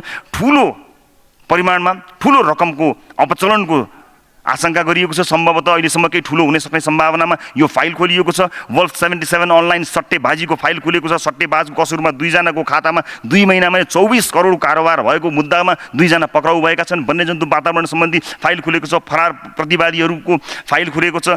यी लगायत हाइपर फन्ड का विषयमा अनुसन्धान अगाडि बढेको छ। सम्माननीय सभामुख महोदय मार्फत म सदनलाई एउटा जानकारी के पनि गराउन चाहन्छु भने फाइलै खोल्ने क्रममा मैले अघि भनेका फाइलहरूसँगै भुटानी शरणार्थीको बन्द भएको फाइल खुल्ने तयारीमा छ। बाल मन्दिरको फाइल बन्द भएको छैन। स्काउटको फाइल बन्द भएको छैन। बाँसबारीको फाइल बन्द भएको छैन, खुलिसकेको छ। टिकापुरको फाइल खुलिरहेको छ, काम भइरहेको छ त्यसमा। त्यसैगरी बृहत जनकपुरको 9000 बिघा जग्गाको फाइल तयार हुने क्रममा छ। त्यो मात्र होइन, कुनै पनि कालखण्डमा भएका भ्रष्टाचारहरूलाई अनुसन्धान गर्नको निमित्त 25 वटा पुराना फाइलहरूलाई एकत्रित गर्दै एउटा शक्तिशाली आयोग गठन गर्ने बजेटको व्यवस्था यसै पटकको बजेटमा व्यवस्था भएको छ। बजेट पास भएको 2 महिनाभित्र विगतमा भएका 25 वटा काण्डहरूको फाइल तयार गर्नको निमित्त एउटा शक्तिशाली आयोग बन्न लागेको कुरा सम्मानित सदन मार्फत सबैलाई जानकारी गराउन चाहन्छु। सम्माननीय सभामुख महोदय, फाइलकै क्रममा यहाँ आउँदै अर्को एउटा भर्खरै फाइल खुलेको पनि जानकारी गराउन चाहन्छु। भर्खरै गृह मन्त्रालयले प्रहरी प्रधान कार्यालयलाई अनुसन्धानका लागि पत्र पठाइसकेपछि प्रहरी प्रधान कार्यालयले CIB लाई, केन्द्रीय अनुसन्धान ब्युरोलाई अनुसन्धानका लागि भर्खरै अगाडि बढ्नका लागि पत्र पठाएको जानकारी सम्मानित सदनमा म हुँदै आएको छ। अर्को एउटा फाइलको जानकारी गराउँदै आफ्नो भनाइ टुङ्गाउँछु। पतञ्जलि आयुर्वेद कम्पनीको फाइल आजैबाट खुलेको कुरा सम्मानित सदनलाई जानकारी गराउन चाहन्छु। जाँदा सम्मानित सभामुख महोदय, एकजना माननीयज्यूले हिजोको बैठकमा सहकारी प्रकरणको छानबिन गरिरहेका जिल्ला प्रहरी कार्यालय काशीका प्रहरी निरीक्षकको गृहमन्त्रीले नै सरुवा गरेको भ्रमपूर्ण अभिव्यक्ति दिनुभयो। लान्छना लगाउन अभ्यस्तहरूलाई जवाफ दिने मन थिएन सभामुख महोदय, तर भ्रम निवारणका लागि आवश्यक देखिएकाले केही तथ्य मात्र राख्न चाहन्छु। यसभन्दा अगाडि पनि यही सदनमा म संलग्न भएर 1 अर्ब रुपियाँ ऋण आफैले निवेदन दिएर माग गरेको प्रमाण मसँग छ भनियो। मैले प्रमाण दिनुहोस् भन्दा प्रमाण दिन सकिएन, मेरो चरित्र हत्या भयो, लान्छना म माथि लगाइयो। म अझै पनि त्यो प्रमाण कुरिरहेको छु, तर प्रमाण प्राप्त भएन। निराधार आधारमा आरोप लगाइयो। हिजो भर्खरै फेरि पनि त्यस्तै आरोप लगाइयो। सम्माननीय सभामुख महोदय, पहिलो कुरा, प्रहरी निरीक्षकको सरुवा प्रहरी महानिरीक्षकको नियमित काम हो, गृहमन्त्रीको काम होइन। हरेक प्रहरी निरीक्षकको सरुवामा गृहमन्त्रीलाई जोड्नुको उद्देश्य व्यक्तिगत प्रतिशोध बाहेक अन्य केही हुन सक्दैन। दोस्रो, जिल्ला प्रहरी कार्यालय कास्कीमा कार्यरत प्रहरी निरीक्षक सूर्यबहादुर राणाको 2081 वैशाख 26 गते नियमित प्रक्रियामा सरुवा भएको रहेछ। त्यसबेला प्रहरी प्रधान कार्यालयले उनीसहित 519 जना प्रहरी निरीक्षकको सरुवा गरेको रहेछन्। उनी महोत्तरीको गौशाला प्रहरी कार्यालयको इन्चार्जका रूपमा सरुवा भएका रहेछन् र आफ्नो कार्य पुरा भएको ठाउँबाट सरुवा उनले आफूले मागेका कारणले सरुवा भएको कुराको जानकारी प्राप्त भएको छ। तेस्रो, सहकारी प्रकरणको अनुसन्धान सकिएपछि जिल्ला अदालतमा मुद्दा समेत दर्ता भइसकेपछि प्रहरी निरीक्षक राणाको सरुवा भएको तथ्य रहेछ। अनुसन्धान सकिएर मुद्दा समेत दर्ता भइसकेको अवस्थामा नियमित प्रक्रियामा भएको सरुवालाई अनुसन्धान प्रभावित बनाउने गृहमन्त्रीको उद्देश्य भनेर आरोप गर्नु बेइमानी हो। सभामुख महोदय, प्रहरी सरुवा प्रक्रियाको सामान्य जानकारी समेत नराखी सम्मानित सदनमा निहित स्वार्थका लागि यस्ता तथ्यहीन आरोपका श्रृङ्खलाहरू बन्द गर्नको निमित्त म माननीय ज्यूहरूलाई हार्दिकतापूर्वक अनुरोध गर्न चाहन्छु। मलाई लाग्छ साथीहरू, सहकारी पीडितको भन्दा बढी चिन्ता बदनाम गराउनमा पो लागिरहनु भएको छ कि मलाई चिन्ता लागेर सम्मान्य सभामुख मार्फत यो कुरा जानकारी गराउन चाहन्छु। अन्त्यमा सम्मानित सभामुख महोदय, मैले आफ्ना मन्त्रालय अन्तर्गत सोधिएका विषयहरूको पनि जानकारी गराएँ र त्यसै मेसोमा सोधिएका यी अनेक प्रश्नहरू जसलाई अनुत्तरित छोड्नु त्यति बान्छिने नहुने भएका हुनाले मैले विनम्रतापूर्वक यी कुराहरूलाई आफ्ना तर्फबाट कुराहरू राखेँ। म अन्त्यमा यति अनुरोध गर्न चाहन्छु कि हामी के कुरा सदनमा पनि के कुरा सुन्ने समयमा, विशेष समयमा या विषयगत समयमा भन्ने कुरा छुट्याउन सक्नुपर्ने ठाउँमा पुग्नुपर्छ भन्ने मेरो विनम्रतापूर्वक अनुरोध छ। हामी सबैले जिम्मेवार भएर सदनमा प्रस्तुत भइदिँदा सदनको सम्मान र गरिमा बढ्नेछ। हामी हाम्रो तर्फबाट अधिकतम प्रयास गर्नेछौँ। म मेरा तर्फबाट अधिकतम प्रयास गर्नेछु। सम्पूर्ण मान्य ज्यूहरूलाई म सदनको गरिमा र मर्यादामा एकबद्धताका लागि हार्दिक अपिल गर्दै आफ्ना भनाइहरू यही टुङ्ग्याउँछु। स्पष्टीकरणमा केही कुरा आएछन् भने म तिनको जवाफ दिन फेरि उपस्थित हुनेछु। धेरै धेरै धन्यवाद सभामुख महोदय। माननीय सदस्यहरू, अब उक्त जवाफका सम्बन्धमा स्पष्टीकरण माग गर्न चाहनुहुने माननीय सदस्यहरूलाई समय दिन्छु। विनियोजन विधेयक अन्तर्गत विभिन्न मन्त्रालयहरूसँग सम्बन्धित शीर्षकहरूमाथि 2081 असार 4 गते छलफलमा भाग लिनुभएका माननीय सदस्यहरूले मात्र स्पष्टीकरण माग गर्न पाउनुहुने बेहोरा माननीय सदस्यहरूलाई जानकारी गराउँछु। स्पष्टीकरण माग गर्न चाहनुहुने प्रत्येक माननीय सदस्यलाई 1 मिनेटको समय निर्धारण गरेको छु। माननीय सदस्यहरू, स्पष्टीकरण माग गर्न चाहनुहुने माननीय सदस्यहरूले सजिलोको लागि आफ्नो आफ्नो नाम सभामुखको डायससँगै बसेका सचिवालयका कर्मचारीहरूलाई 3 मिनेटभित्र लिखित रूपमा उपलब्ध गराइदिनु हुन अनुरोध गर्दछु।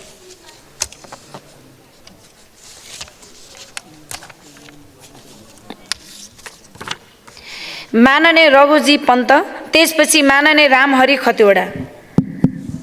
सभामुख महोदय, यो नेपाल भारत सीमाना क्षेत्रमा कहाँ चाहिँ हाम्रो सिमाना मिचिएको छ र भारतसँग हाम्रो कहाँ सिमाना विवाद छ त्यो बारेमा गृहमन्त्रीजीले जानकारी दिन उहाँलाई जानकारी दिन अनुरोध गर्दछु।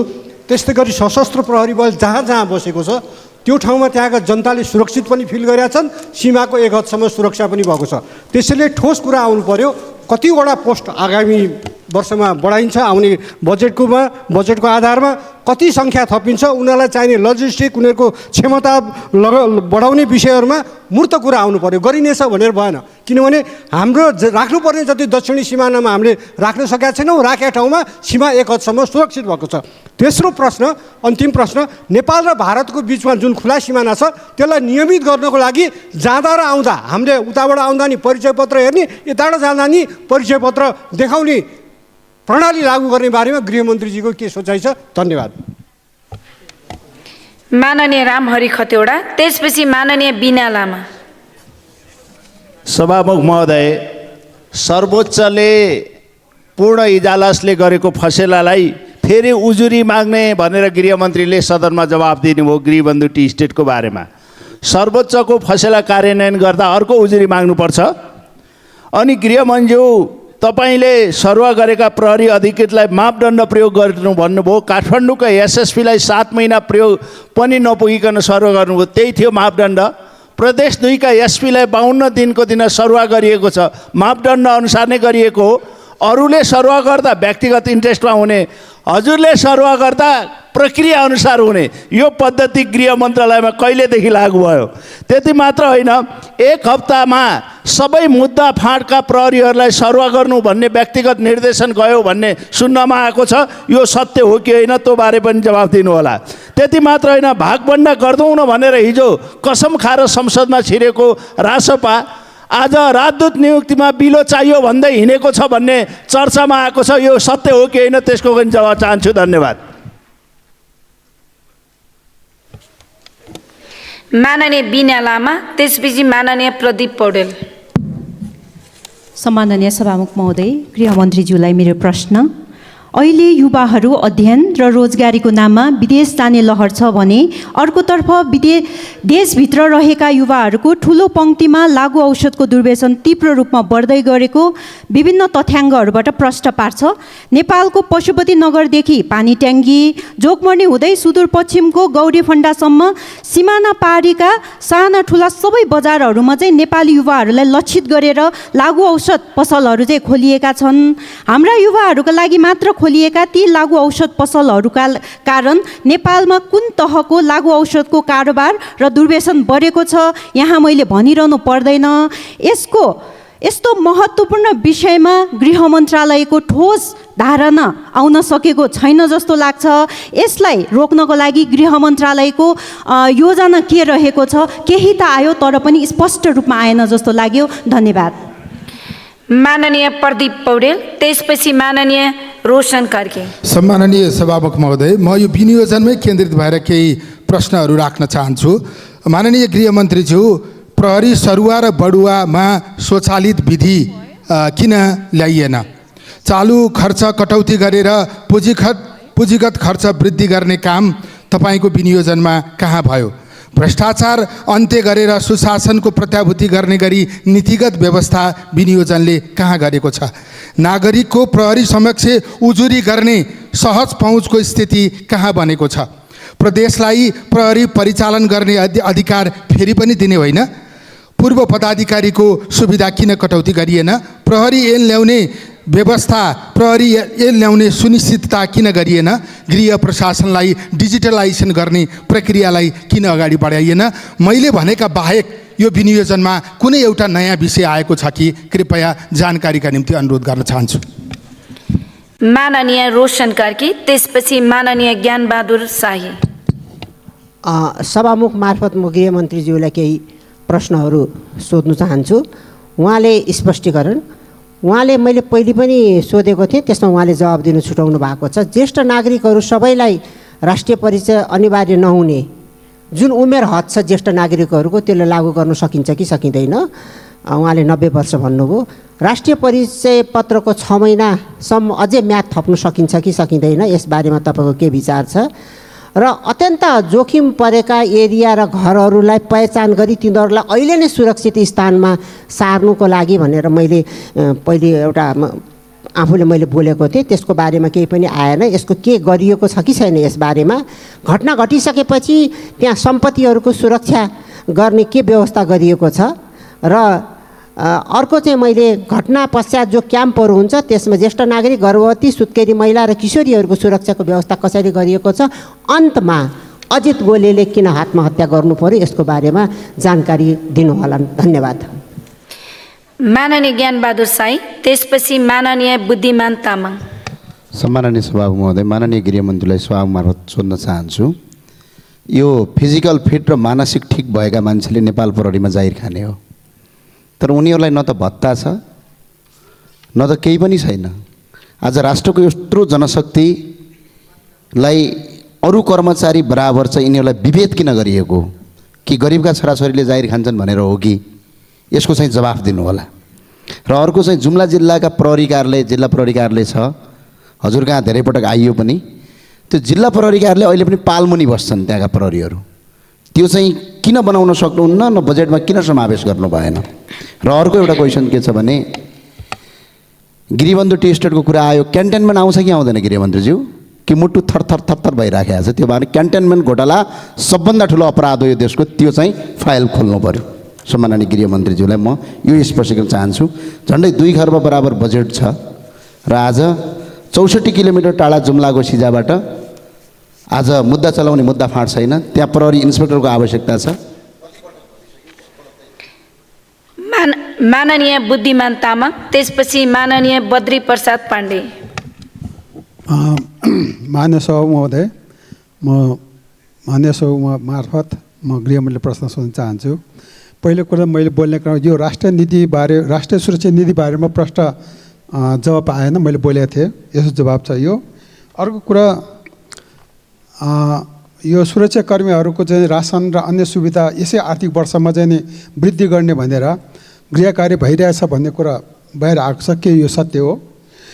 र अर्को चाहिँ 2045 सालमा स्थापना भएको र 2040 सालमा जुन प्रति जासुसी जुन खारिज गरियो 47 यसलाई नेपाल सरकारले प्रति जासुसी चाहिँ इकाइ गठन गर्दैछ भन्ने कुरा के सत्य हो?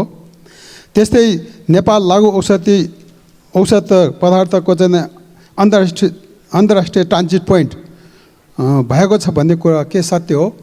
र त्यस्तै किसिमले नेपालभरि नै यो साना हताहतियारहरू छ्यापछ्यापी छ भन्ने कुरा बाहिर आएको छ, के यो सत्य हो? धन्यवाद। माननीय बद्री प्रसाद पाण्डे, त्यसपछि माननीय रामकृष्ण यादव। सम्मान्य सभामुखज्यू, मैले बाजुरा जिल्लाको प्रदेश कमा इलाका प्रशासनको माग भइरहेको र त्यो फाइल थन्किएको कुरा गरेको थिएँ। त्यसरी नै बाजुरा जिल्लाको प्रदेश खको टाँटेमा इलाका प्रहरी कार्यालय त्यतिकै आवश्यक भएको पनि मैले मन्त्रीज्यूलाई जिज्ञासा राखेको थिएँ। त्यसरी नै जिल्लामा जनशक्ति, प्रहरी जनशक्ति कम भएको कारणले विकट ठाउँहरूमा चौकीको आवश्यकता भएको, तर जनशक्ति नपुगेका कारणले रानीसैन लगायत ठाउँमा चौकी नभएको कुरा पनि म यहाँ उहाँलाई जिज्ञासा राख्न चाहन्छु। त्यसरी नै प्रहरी जनशक्ति सबै कुरामा अग्रपङ्क्तिमा हुने, तर उसले साधन स्रोत प्राप्त नगर्ने, मोटरसाइकल गाडीहरू भए पनि थोत्रा हुने, लत्ता कपडा रासनको राम्रो प्रबन्ध नहुने, जसले गर्दा अग्रपङ्क्तिमा रहनुपर्ने जनशक्तिले राम्रो गरी काम गर्न नसक्ने, बरु त्यसको बदलामा अपराध कर्म गर्नेहरूले सबै खालको साधन स्रोत प्रयोग गर्नुपर्ने स्थितिमा शान्ति सुरक्षालाई व्यवस्थित गर्न के व्यवस्था गर्छ सरकारले, कस्तो बजेटको प्रबन्ध गर्छ, त्यो विषयमा मन्त्रीको स्पष्ट जवाब चाहन्छु। धन्यवाद। माननीय रामकृष्ण यादव, त्यसपछि माननीय दिलेन्द्र प्रसाद बडु। सम्मान्य सभामुख महोदय मार्फत मान्य उप प्रधानमन्त्री तथा गृहमन्त्रीज्यूसित जिज्ञासा राख्न चाहन्छु। बाल विवाह, बहुविवाह, अल्पसङ्ख्यकको जबरदस्ती विवाह, दाइजो प्रथा, छुवाछुत, बोक्सी प्रथा लगायत परम्परागत कुरीति र कुप्रथाको अन्त गर्न गृह मन्त्रालयबाट के प्रयास भएको छ? र त्यसै गरी आस्थाको आधारमा प्रहरी प्रशासनमा सरुवा र बरुवा हुँदै जो गर्दछ, त्यो कारणबाट तपाईँको प्रहरी प्रशासनको मनोबल, प्रहरी प्रशासनभित्र काम गर्ने इमान्दार कर्मचारीहरूको मनोबल खस्केको छ, झडेको छ। त्यो बढाउनको लागि यहाँले के नीति अपनाउनु भएको छ? र त्यसै गरी सीमा प्रहरी चौकीहरूमा भएका प्रहरीहरूको व्यवस्थापनको लागि सुविधा सम्पन्न बनाउनको लागि गृह मन्त्रालयले के योजना बनाएको छ? र त्यसै गरी जिल्ला प्रशासन कार्यालय र इलाका प्रशासन कार्यालयहरूमा नागरिकता बनाउनु र पासपोर्ट बनाउनु। माननीय दिलेन्द्र प्रसाद बडु, त्यसपछि माननीय तेजुलाल चौधरी। सम्माननीय सभामुख महोदय, म गृहमन्त्रीलाई एउटा जिज्ञासा राख्छु। आफ्नो जवाबको क्रममा गृहमन्त्रीले मानसरोवर यात्राका लागि अध्यागमनको व्यवस्थापनबारे हिल्सा नाका हुम्लाबाटको मात्रै व्याख्या गर्नु भन्ने मलाई लाग्यो। दार्चुला नाकाबाट पनि तिङ्कर नाकाबाट मानसरोवरको निमित्त सबभन्दा छोटो र सहज नाका हो र यसबाट विगत वर्षहरूमा यात्रा भइरहेको छ। तर यस वर्ष पुनः सञ्चालनमा आउँदा यो बाटोबाट जानेहरूलाई पनि अध्यागमनको सुविधा आवश्यक भएको भनेर चिनिया पक्षबाट जानकारी भए हुनाले सिडी अफिसबाट यसका लागि अहिले तत्कालका निमित्त त्यहाँ रहेको सीमा प्रशासन मार्फत अध्यागमनको सुविधा उपलब्ध गराइदिन पत्राचार भएको छ। त्यसबारे के प्रगति भएको छ जानकारी होस्। र अर्को यस वर्षको वर्षात अब सुरु भइसक्यो, तर 3 वर्ष पहिले 2079 सालमा दार्चुलाको महाकाली नगरपालिका र नौगाड गाउँपालिकामा आएको बाढीबाट भएको धनजनको क्षति राहत र पुनर्स्थापना। माननीय तेजुलाल चौधरी, त्यसपछि माननीय अमनलाल मोदी। सम्मानित सभामुख महोदय, उपप्रधानमन्त्री तथा गृहमन्त्रीले मेरो प्रश्न, रक्सी, दारू, चुरोट र गुटखा लागु पदार्थ, चिया पसल, खदान पसल, नास्ता पसल र प्राण पसलमा व्यापक ठाउँमा पाइन्छ। यसलाई नियन्त्रण र व्यवस्थापन गर्ने योजना के छन् बताइदिनुहुन्छ कि? सप्तरी र सिराहा जिल्लामा चोरहरूको व्यापक रूपमा केही दिनदेखि हल्ला र बिक्री भएको छ। शान्ति सुरक्षा हराउँदै गएको छ भने जनताहरूको जनगुनासो रूपमा व्यापक वृद्धि भएको छ।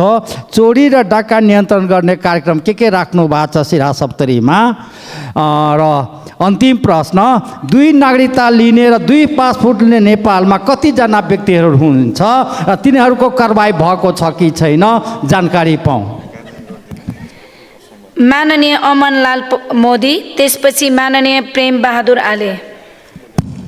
सम्माननीय सभामुख महोदय मार्फत गृहमन्त्रीलाई सोध्न चाहन्छु, अरू पहिला गृहमन्त्री हुँदा के गर्न सकेनन् या तपाईँ गृहमन्त्री हुँदा के गर्नु भयो त्यसको चाहिँ बारेमा के भन्नुहुन्छ?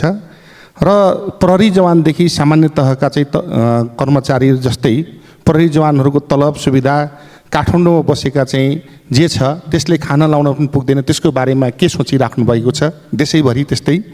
त्यसपछि तपाईँले बढुवामा चाहिँ नियम सङ्गत गर्छौँ भनेर गर्नुभयो, तर सिनियरलाई पनि माइनस गरेर अथवा सबैभन्दा अब्बललाई पनि माइनस गरेर आफू खुसीले चाहिँ तपाईँ बढुवा गर्नु भन्ने व्यापक आरोप छ। त्यसको बारे के भन्नुहुन्छ?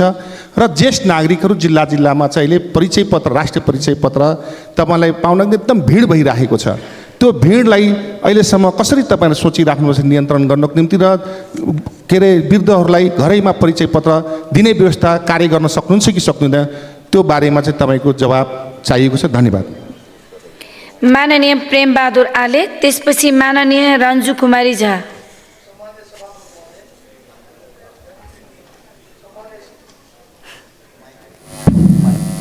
सम्मान्य सभामुख महोदय, नेपालका सीमासित जोडिएका भारतीय नाकाहरूमा अवैध रूपमा दर्जनौँ ठाउँबाट नेपालमा लागु औषध भित्रिएको छ। यस्तो गरेर नियन्त्रण गर्नुको साटो प्रहरी सङ्गठन मुखदर्शक बनेको अवस्था छ। यसलाई तत्काल नियन्त्रण नगरेमा युवा वर्ग बर्बाद हुन्छन्। आफ्नो नागरिकलाई कुलतबाट बचाउन सरकारको दायित्व हो। मान्य उपप्रधानमन्त्री तथा गृहमन्त्री एनर्जेटिक हुनुहुन्छ, यसलाई कसरी रोकथाम गर्ने हो यसको लागि गृहमन्त्रीज्यूको ध्यान आकर्षण गर्न चाहन्छु। र त्यस्तै नेपाल प्रहरी ट्राफिकहरूलाई जुन चाहिने राजस्व उठाउने टार्गेट दिइएको हुन्छ, जताभावी वाहनहरू रोकेर नागरिकलाई दुःख दिने काम कहिले बन्द हुन्छ, म गृहमन्त्रीज्यूलाई प्रश्न गर्न चाहन्छु। धन्यवाद। माननीय रन्जु कुमारी झा, त्यसपछि माननीय माधव सापकोटा।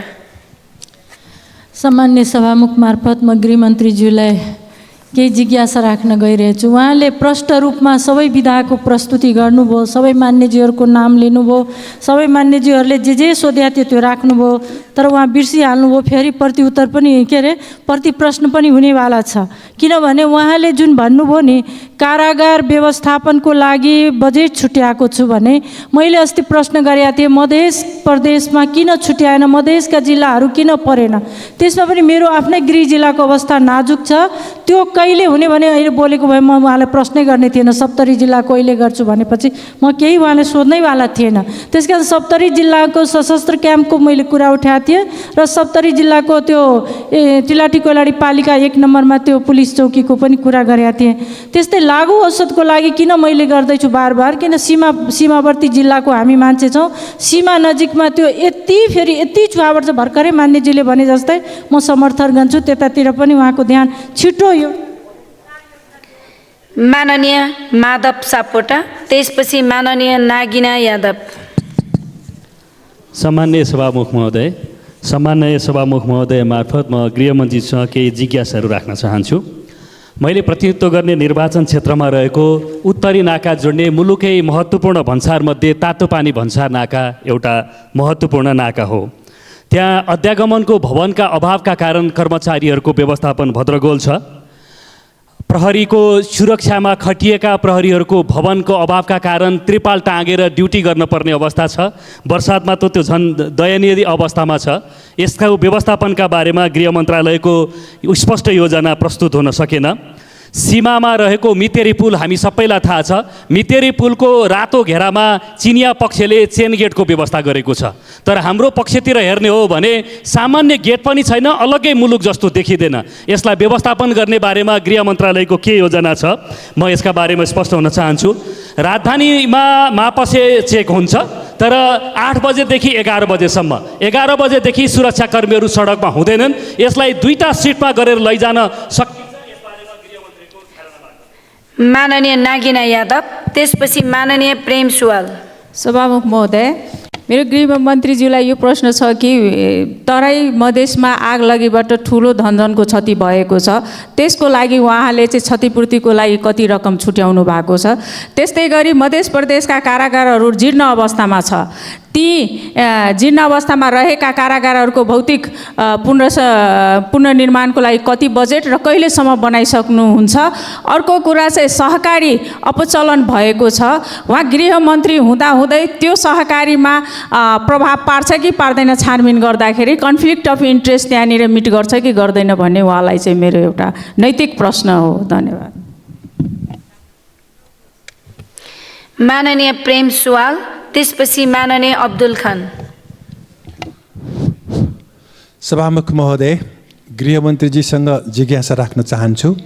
सामाजिक सुरक्षा भत्ता पाउने 28 जिल्लाका ज्येष्ठ नागरिकहरूको राष्ट्रिय परिचय पत्रको लागि सम्बन्धित वडा कार्यालयमा तस्बिर खिचाउने र विवरण भराउने काम भएको र यसको ठेकादारलाई गृह मन्त्रालयबाट रकम भुक्तानी पनि भइसकेको, तर गृह मन्त्रालयमा यसको अभिलेख फेला नपरेको भनी ज्येष्ठ नागरिकहरूलाई जिल्ला प्रशासन कार्यालयहरूमा तस्बिर खिचाउन पुनः बोलाइएको हो कि होइन। ज्येष्ठ नागरिकहरू राष्ट्रिय परिचय पत्र सम्बन्धी विवरण गृह मन्त्रालयबाट हराएको हो कि होइन। देशको सूचना विदेशीलाई पुर्याउनेहरूको नाम पनि गृह मन्त्रालयबाट हराएको हो कि होइन।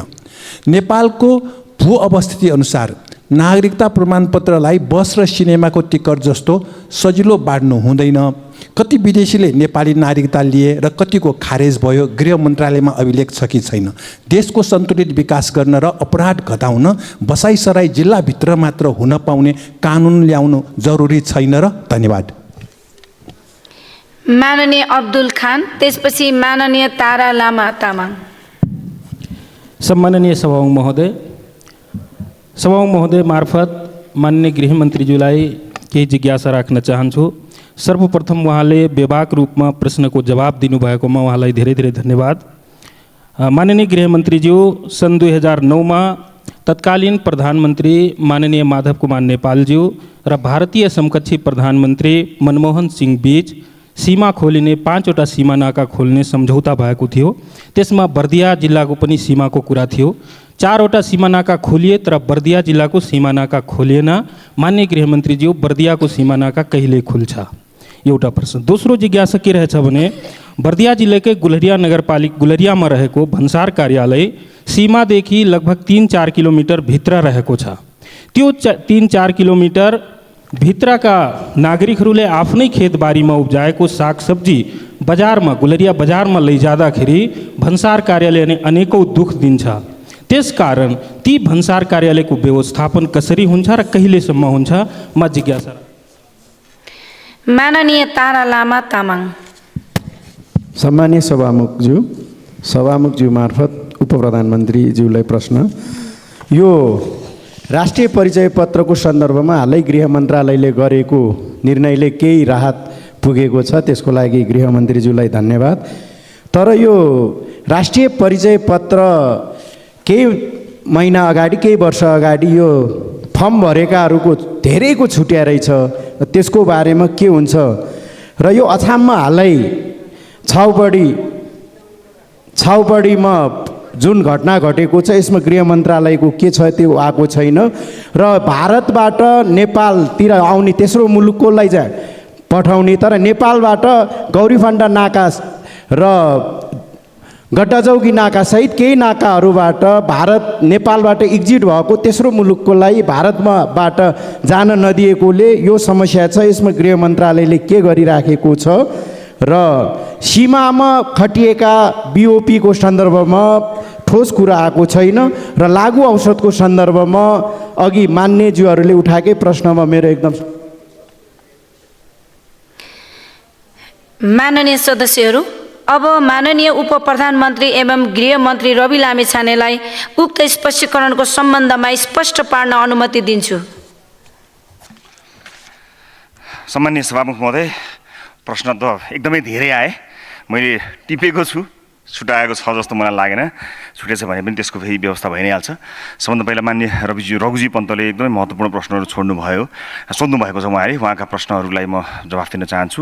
यो बजेट अभावका कारण आगामी आर्थिक वर्षमा 6वटा मात्र बिओपी थप गर्न सकिने कुराको जानकारी मैले गराएँ यहाँहरूलाई। र नेपाल भारत सीमामा भारत तर्फबाट 18 स्थानमा सीमामा अतिक्रमण भएको भन्ने जानकारी छ। सो हटाउन स्थानीय तथा राष्ट्रिय स्तरमा कूटनीतिक पहल भएको छ भने सुरक्षा परिचालन समेत त्यसै ढङ्गले गरिएको छ।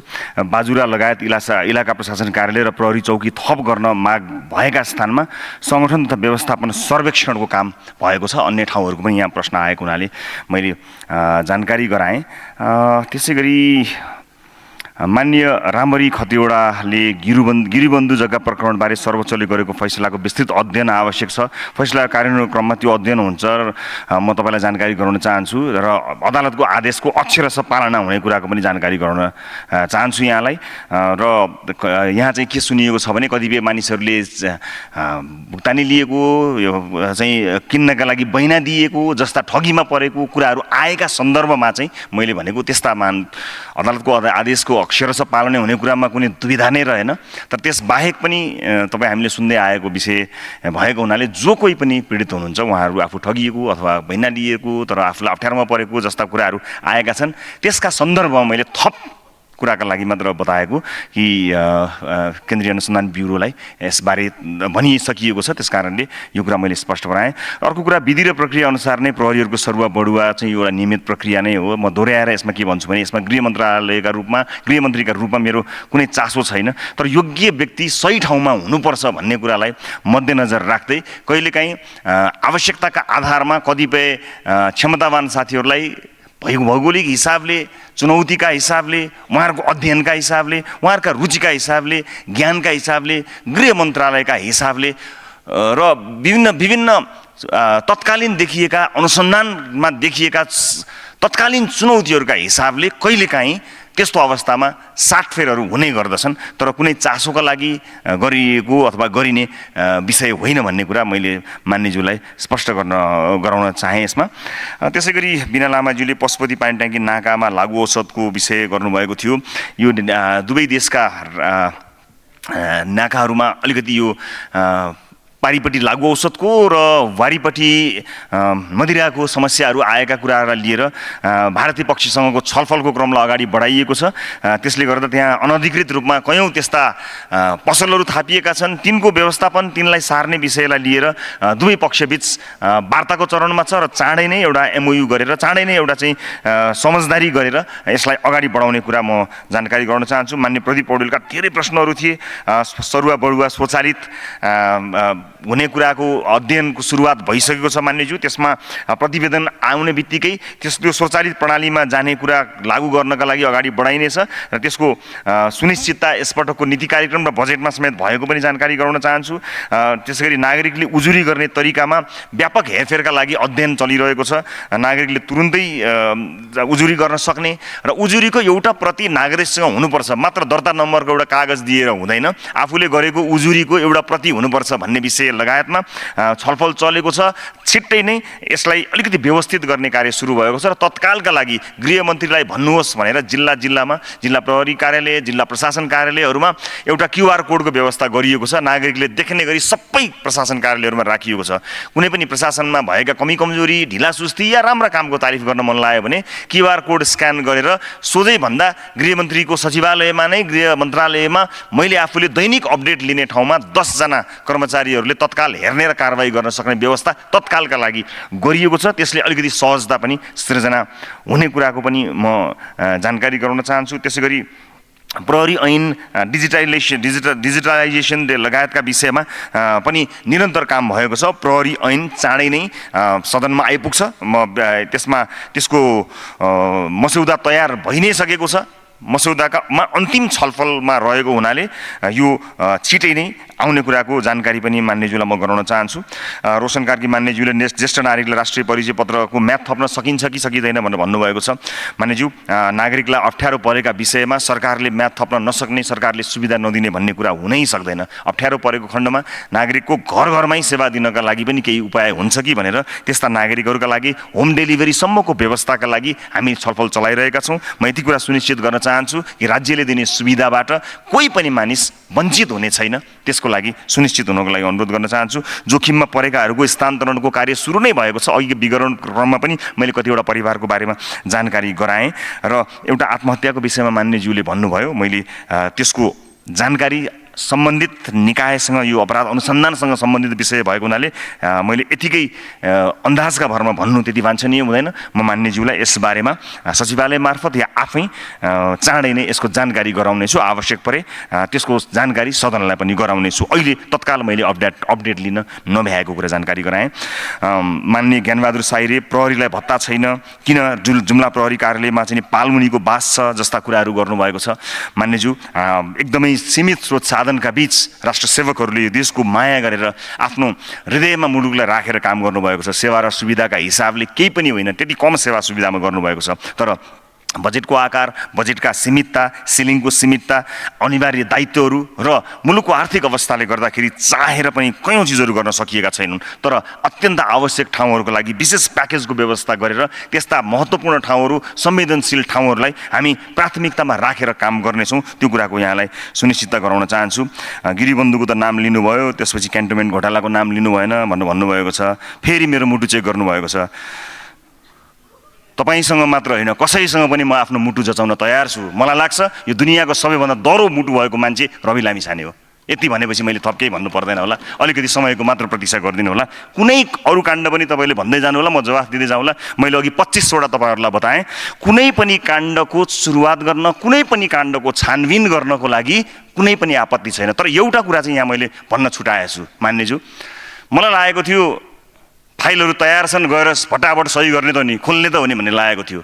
तर दुर्भाग्य, फाइल तयार भएका रहेनछन्। फाइल त तयार गर्नुपर्ने अवस्था सृजना भएको रहेछ। त्यसकारणले फाइल तयार गर्न समय लागेको मात्र हो। तयार गरिवरी खोल्नुपर्ने अवस्था भएको हुनाले समय केही लाग्न सक्छ। आफ्नो प्रतिबद्धताबाट दायाँ बायाँ कहिले पनि हुने छैन भन्ने कुरा फेरि पनि स्पष्ट पार्न चाहन्छु। भविष्यमा पनि तपाईँले यो प्रश्न गर्नुभयो भने मैले भनेको यो जवाफलाई कपी पेस्ट गरिदिनु हुनुको लागि विनम्रपूर्वक अनुरोध गर्न चाहन्छु।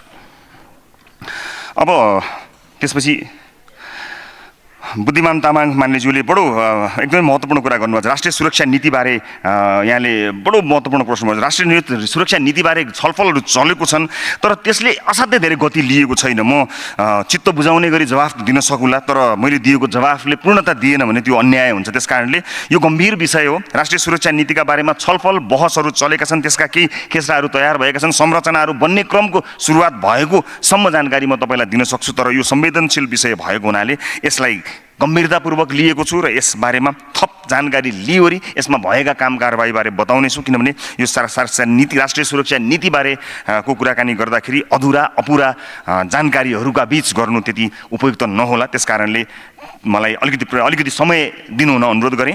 राशन वृद्धि कसरी गर्ने भन्ने कुरा यहाँले गर्नुभएको छ। राशन वृद्धिका कुरामा पनि अघि मैले बजेटकै भने हाम्रा सीमितताहरूले अप्ठ्यारो परेका छन्, तर पनि हामी कोसिस गर्नेछौँ। रासन नै दिन नसक्ने गरी गरिब भइसकेका छैनौँ भन्ने मेरो ठम्याइ र विश्वास हो। मैले अर्थमन्त्रीजीसँग कुरा होइन झगडा गर्न बाँकी छ। अर्थमन्त्रीसँग झगडा गरिसकेपछि त्यो झगडा भनेको मिठो झगडापछि म सदनलाई जानकारी अवश्य पनि गराउनेछु। र अर्को प्रति जासुसी इकाइ काउन्टर इन्टेलिजेन्सको कुराकानी सायद गर्नुभएको होला यहाँले।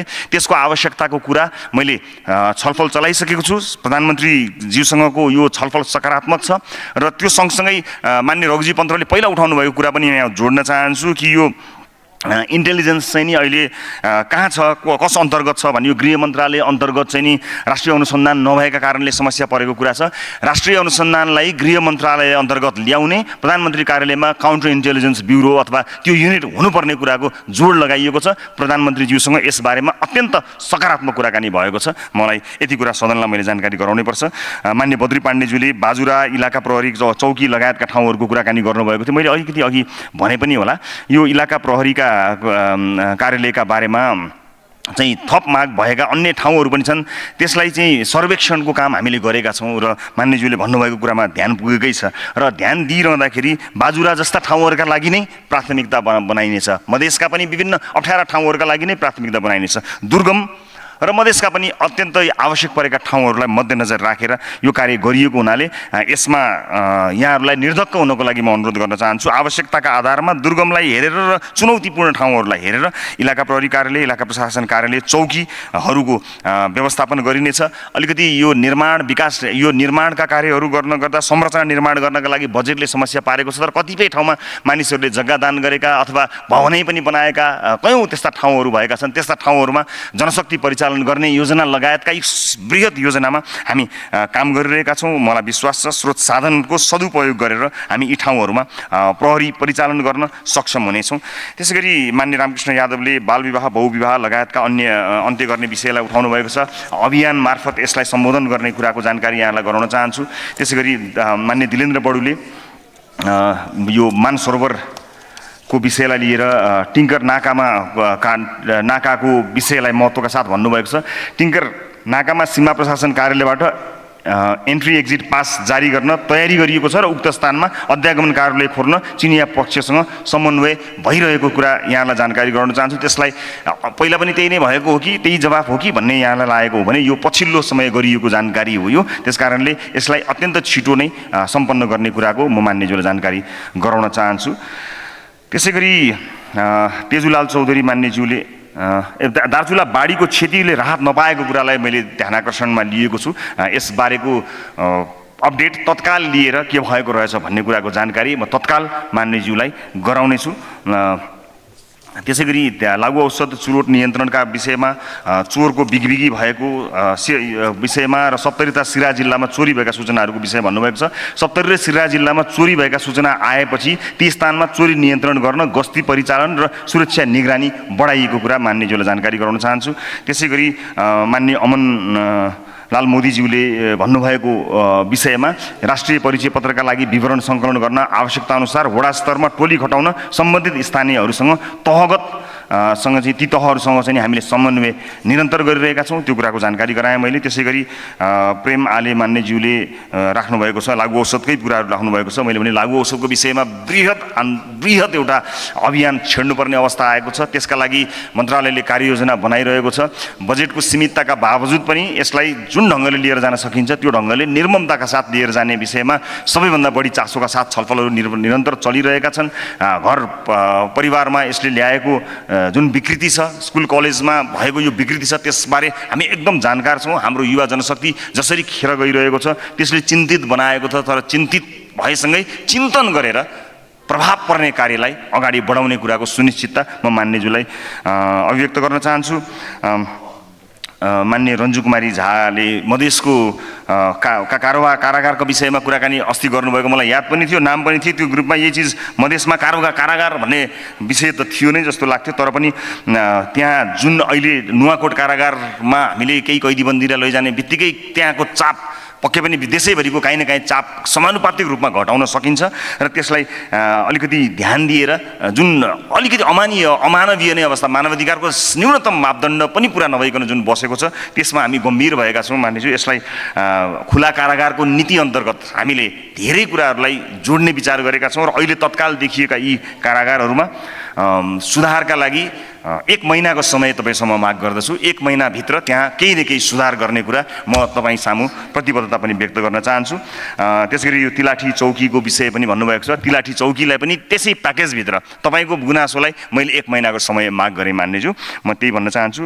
त्यसैगरी मान्य माधव सापकोटाज्यूले उठाउनु भएको विषय छ, त्यसमध्ये उत्तरी नाका तातोपानी भन्सारमा अध्यागमनको भवनको अवस्थाबारे बताउनु भएको छ। तातोपानी अध्यागमन तथा प्रहरी कार्यालय भवन बनाउन जग्गा प्राप्तिको कामका लागि अगाडि बढाउनलाई स्थानीय प्रशासनलाई हाम्रो निर्देशन गइसकेको कुरा मान्यज्यूलाई बताउन चाहन्छु। अर्थात् त्यसका लागि हामी तयार भएर गएका छौँ। त्यो प्रक्रियागत रूपमा अगाडि बढेको छ। त्यसको भवन निर्माणको कार्य अगाडि बढ्नेछ। मितेरी पुलमा चीनले चाहिँ गेट राखेको छ, हाम्रोतर्फ असाध्यै अप्ठ्यारो छ भन्नुभएको छ। त्यसलाई पनि सम्बोधन हुनेछ। मापसे 11 बजेपछि होइन, यसलाई चाहिँ अलिकति धेरै समय गर्नुपर्छ भन्ने जुन तपाईँले भन्नुभएको 2 सिफ्टमा गर्न सकिन्छ कि भन्ने कुरा, त्यो अत्यन्त राम्रो सुझाव र सल्लाह हो। त्यसमा जनशक्तिको परिचालन गरी त्यसलाई राम्रोसँग रिस्केड्युलिङ गरी नागरिकलाई बचाउने यी कुराहरूमा हामी तत्पर हुन्छौँ। म यहाँलाई निश्चिन्त हुन अनुरोध गर्न चाहन्छु। माननीय नगिना यादवले आगलागी जन्य क्षतिपूर्तिको पैसाको बारेमा कुराकानी गर्नुभएको छ। मानिज्यू आगलागी लगायत चट्याङ सम्पूर्ण छुटेका विषयहरूको एउटा कार्यविधि नै अहिले ऐतिहासिक रूपमा एउटा कार्यविधि बनेको छ। त्यस कार्यविधिले व्यवस्था गरेको छ। त्यो कार्यविधिमा भएको व्यवस्थाको अनुसार आगलागीको क्षतिपूर्तिको रकम पनि त्यहाँ तोकिएको छ, अन्य पनि तोकिएको छ। ठ्याक्कै अमाउन्ट अहिले तत्कालका लागि त हामीले भर्खरै दिनेको लागि 2 किस्ता गरेर 50,000 रुपियाँको व्यवस्था त तत्काल गरिएको छ। तर अन्य कुराहरूसँग त्यसलाई जोडिएको सम्पूर्ण रिपोर्ट म अर्को पटक यो सम्पूर्ण विवरण सहित यहाँलाई र सम्मानित सदनलाई उपलब्ध गराउनेछु। किनभने यो तत्कालै आएको प्रश्न र यसलाई तत्काल लेखिँदा त्यो गलत सूचना दिनुभन्दा बरु अलिकति कुरेर सही सूचना दिनु मलाई उपयुक्त लागेको हुनाले, तर हामीले विशेष व्यवस्था चाहिँ गरेका छौँ। चाहे कुनै पनि किसिमका विपद हुन्, ती विपदमा पहिला के गर्ने भन्ने कुराको बडो अन्यल थियो। अहिले कार्यविधि नै बनाइएको हुनाले सबै किसिमका विपदलाई, कुन विपदमा परेकालाई तत्काल के गर्ने, कसरी पुनर्स्थापित गर्ने, तत्काल निर्माण गर्ने घरहरू चाहियो भने के गर्ने लगायतका कुरा कार्यविधि मार्फत नै सम्बोधन गरेको हुनाले त्यसतर्फ मान्यज्यूलाई मैले जानकारी गराएँ। त्यसै गरी सहकारी छानबिनलाई प्रभाव पार्छ कि पार्दैन भन्ने कुरा यहाँले गर्नुभएको छ। कन्फ्लिक्ट अफ इन्ट्रेस्टको एउटा धेरै ठुलो, यो एकदमै ठुलो दायरा छ। यसलाई सामान्य रूपमा व्याख्या गर्न सकिँदैन। के कुरामा कन्फ्लिक्ट अफ इन्ट्रेस्ट हुन्छ, के कुरामा कन्फ्लिक्ट अफ इन्ट्रेस्ट हुँदैन। मान्नुहोस् कोही मान्छेले एउटा उद्योग खोलेको छ, उसले चाहिँ उद्योग मन्त्रालयमा चाहिँ मन्त्री हुन पाउने कि नपाउने लगायतका एउटा ठुलै कन्फ्लिक्ट अफ इन्ट्रेस्टको दायरा असाध्यै ठुलो छ। तर यी सबै विषयहरू समिति बनेको, सम्मानित अदालतमा पनि प्रवेश गरिसकेको, विभिन्न प्रहरीको माध्यमबाट पनि गइसकेको हुनाले बाँकी कुनै पनि ठाउँ छैन। कुनै पनि ठाउँमा काहीँ पनि गल्ती देखिएको ठाउँमा एउटा मात्र होइन, हरेक निकाय, त्यति मात्र हो र सदन, सडक, समिति, संसदीय विशेष समिति, अदालत, विभिन्न ठाउँका जिल्ला कार्यालय, अब विदेश बाहेक सबै ठाउँमा त पुगिसक्नु भएको छ। अझै कुन ठाउँ चाहियो तपाईँलाई? म त्यही ठाउँको लागि तयार छु। तर मलाई कन्फ्लिक्ट अफ इन्ट्रेस्ट र creating a principle of conflict of इन्ट्रेस्टको डिफ्रेन्स चाहिँ थाहा छ। यति मात्र भन्छु मान्यज्यू, मलाई यहाँलाई यति भन्ने मैले। अब माननीय प्रेम सुवालले यो अभिलेख फेला नपरेको भन्ने कुरा गर्नुभएको छ। अभिलेख फेला नपरेको जानकारी मेरो जानकारीमा छैन। कुनै प्राविधिक कारणले अभिलेख कुनै 1-2वटा नखुलेको भए बेग्लै कुरा हो, तर त्यस्तो जानकारी छैन। कति विदेशीले नागरिकता लिए भन्ने कुराको यकिन रेकर्ड अवश्य छैन। तर जब जुन ढङ्गको नागरिक हामीले अहिले राष्ट्रिय परिचय पत्रको अवधारणा बनाएका छौँ, एउटा पोइन्टमा पुगेपछि त्यो राष्ट्रिय परिचय पत्र नभएको जन्मने बित्तिकै प्राप्त गर्ने भएको हुनाले राष्ट्रिय परिचय पत्रबाट कोही पनि वञ्चित नहुने हुँदा तपाईँले माग्नुभएका, तपाईँले आशंका गर्नुभएका र राज्यलाई चाहिने त्यस्ता सूचनाहरू पूर्ण रूपमा राष्ट्रिय परिचय पत्रको पूर्ण लागू र यसको अन्तर्आबद्धतालाई सुनिश्चित गरिसकेपछि सबै प्राप्त हुने कुरा मान्यज्यूलाई म विनम्रतापूर्वक अनुरोध गर्न चाहन्छु। बसाइँ सराई जुन जिल्लामा हो त्यही जिल्लामा भए राम्रो भन्ने कुरा मान्यज्यूको सल्लाहलाई कानुनी रूपमा गर्नुपर्छ भन्ने कुरा हामी सबैको सदनको छलफलको विषय बनोस्, छलफलकै विषयमा रहला। त्यसै गरी यो माननीय अब्दुल खानले 2009मा भएको चाहिँ सम्झौताको विषयलाई लिएर सीमा नाका कहिले खुल्छ भन्ने विषयलाई ध्यान दिनुभएको छ। यसलाई कूटनीतिक रूपमा पहल गर्नुपर्ने हुन्छ। कूटनीतिक पहल गर्ने कुराको जानकारी यहाँहरूलाई गराउन चाहन्छु। हामीले विभिन्न एजेन्डामा कूटनीतिक छलफलहरू अगाडि बढाएका छौँ। कूटनीतिक छलफलको एजेन्डामा यो विषय अवश्य पनि प्रवेश गर्नेछ र यहाँलाई पक्कै पनि जानकारी हुनेछ।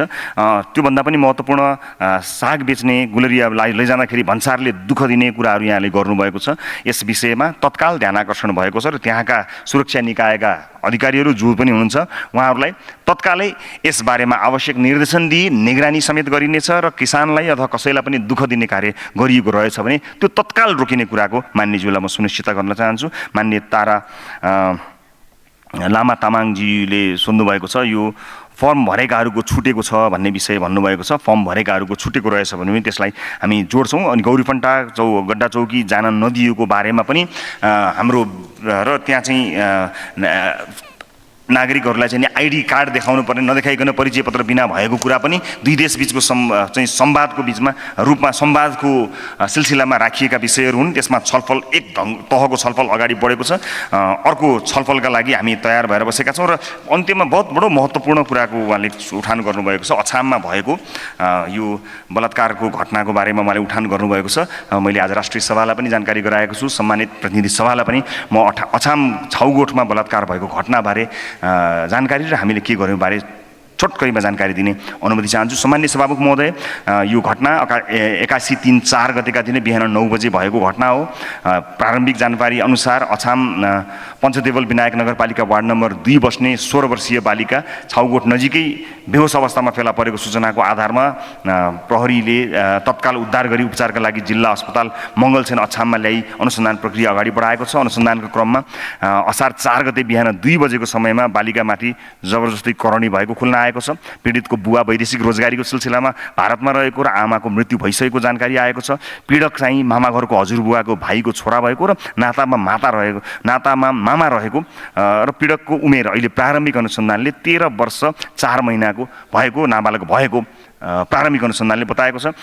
घटनामा संलग्न उनी एकजना र एकजनालाई तत्कालै पक्राउ गरिएको छ र निजलाई म्याथ थपका लागि थुनामै राखी अनुसन्धान भइरहेको छ। सुदूरपश्चिम प्रदेश प्रहरी कार्यालयबाट प्रहरी उपरीक्षकको कमान्डमा अनुसन्धान कार्यमा सहयोग गर्न प्रहरी टोली परिचालन गरिएको छ। टोलीले आफ्नो अनुसन्धान पुरा गरी प्रतिवेदन समेत कार्यालयमा बुझाएको छ। पीडित र पीडक पक्ष दुवैको बयान सकिएको छ। मुलुकी अपराध संहिता ऐनको दफा 168(3) ले रजस्वला वा सुत्केरीको अवस्थामा छाउपडीमा राख्ने वा अन्य भेदभाव, छुवाछुत वा अमानवीय व्यवहार गर्न नहुने उल्लेख गरिएको छ। त्यस्तो कसुर गरेको ठहर भए 3 महिनासम्म कैद वा 3,000 रुपियाँको जरिवाना वा दुवै हुन सक्ने व्यवस्था गरेको छ। कडाभन्दा कडा कारबाही गर्नको निमित्त प्रतिबद्ध छौँ। छाउपडी प्रथा चाहिँ यो विभिन्न विभेद अथवा गरिबी, विकटताका लगायत सामाजिक परिवेशसँग जोडिएको विषय हुनाले अभियानका मात्र अध्ययन गर्नुपर्ने विषय बनेको छ। आज नै गृह मन्त्रालयले एउटा समिति निर्माण गरेर छाउ प्रथाको बारेमा अहिलेसम्म भएका प्रतिवेदनहरू सङ्कलन गर्ने, यसका लागि नीतिगत सुधार के गर्नुपर्ने, सामाजिक रूपमा कस्ता अभियानहरू चलाउनु पर्ने, कानुनी रूपमा के कस्ता कुराहरू सुधार गर्नुपर्ने विषयलाई समेटेर एउटा प्रतिवेदन आउने गरी र त्यसलाई कार्यान्वयन गर्ने गरी समिति बनाउने कुराको निर्णय भएको कुरा पनि म यहाँहरूलाई जानकारी गराउन चाहन्छु। र पीडित हाल मङ्गलसेन अस्पतालमा उपचाररत रहेको र निजको स्वास्थ्य अवस्था सामान्य रहेको जानकारी छ। मिति 80/3/9 गते जिल्ला अदालत अछामबाट 5 दिन म्याद थप भई यसमा थप अनुसन्धान भइरहेको कुरा पनि म सम्मानित सदनलाई जानकारी गराउँदै उठेका जिज्ञासाहरूको जवाफ दिने क्रमलाई यही अन्त्य गर्दछु। नमस्कार।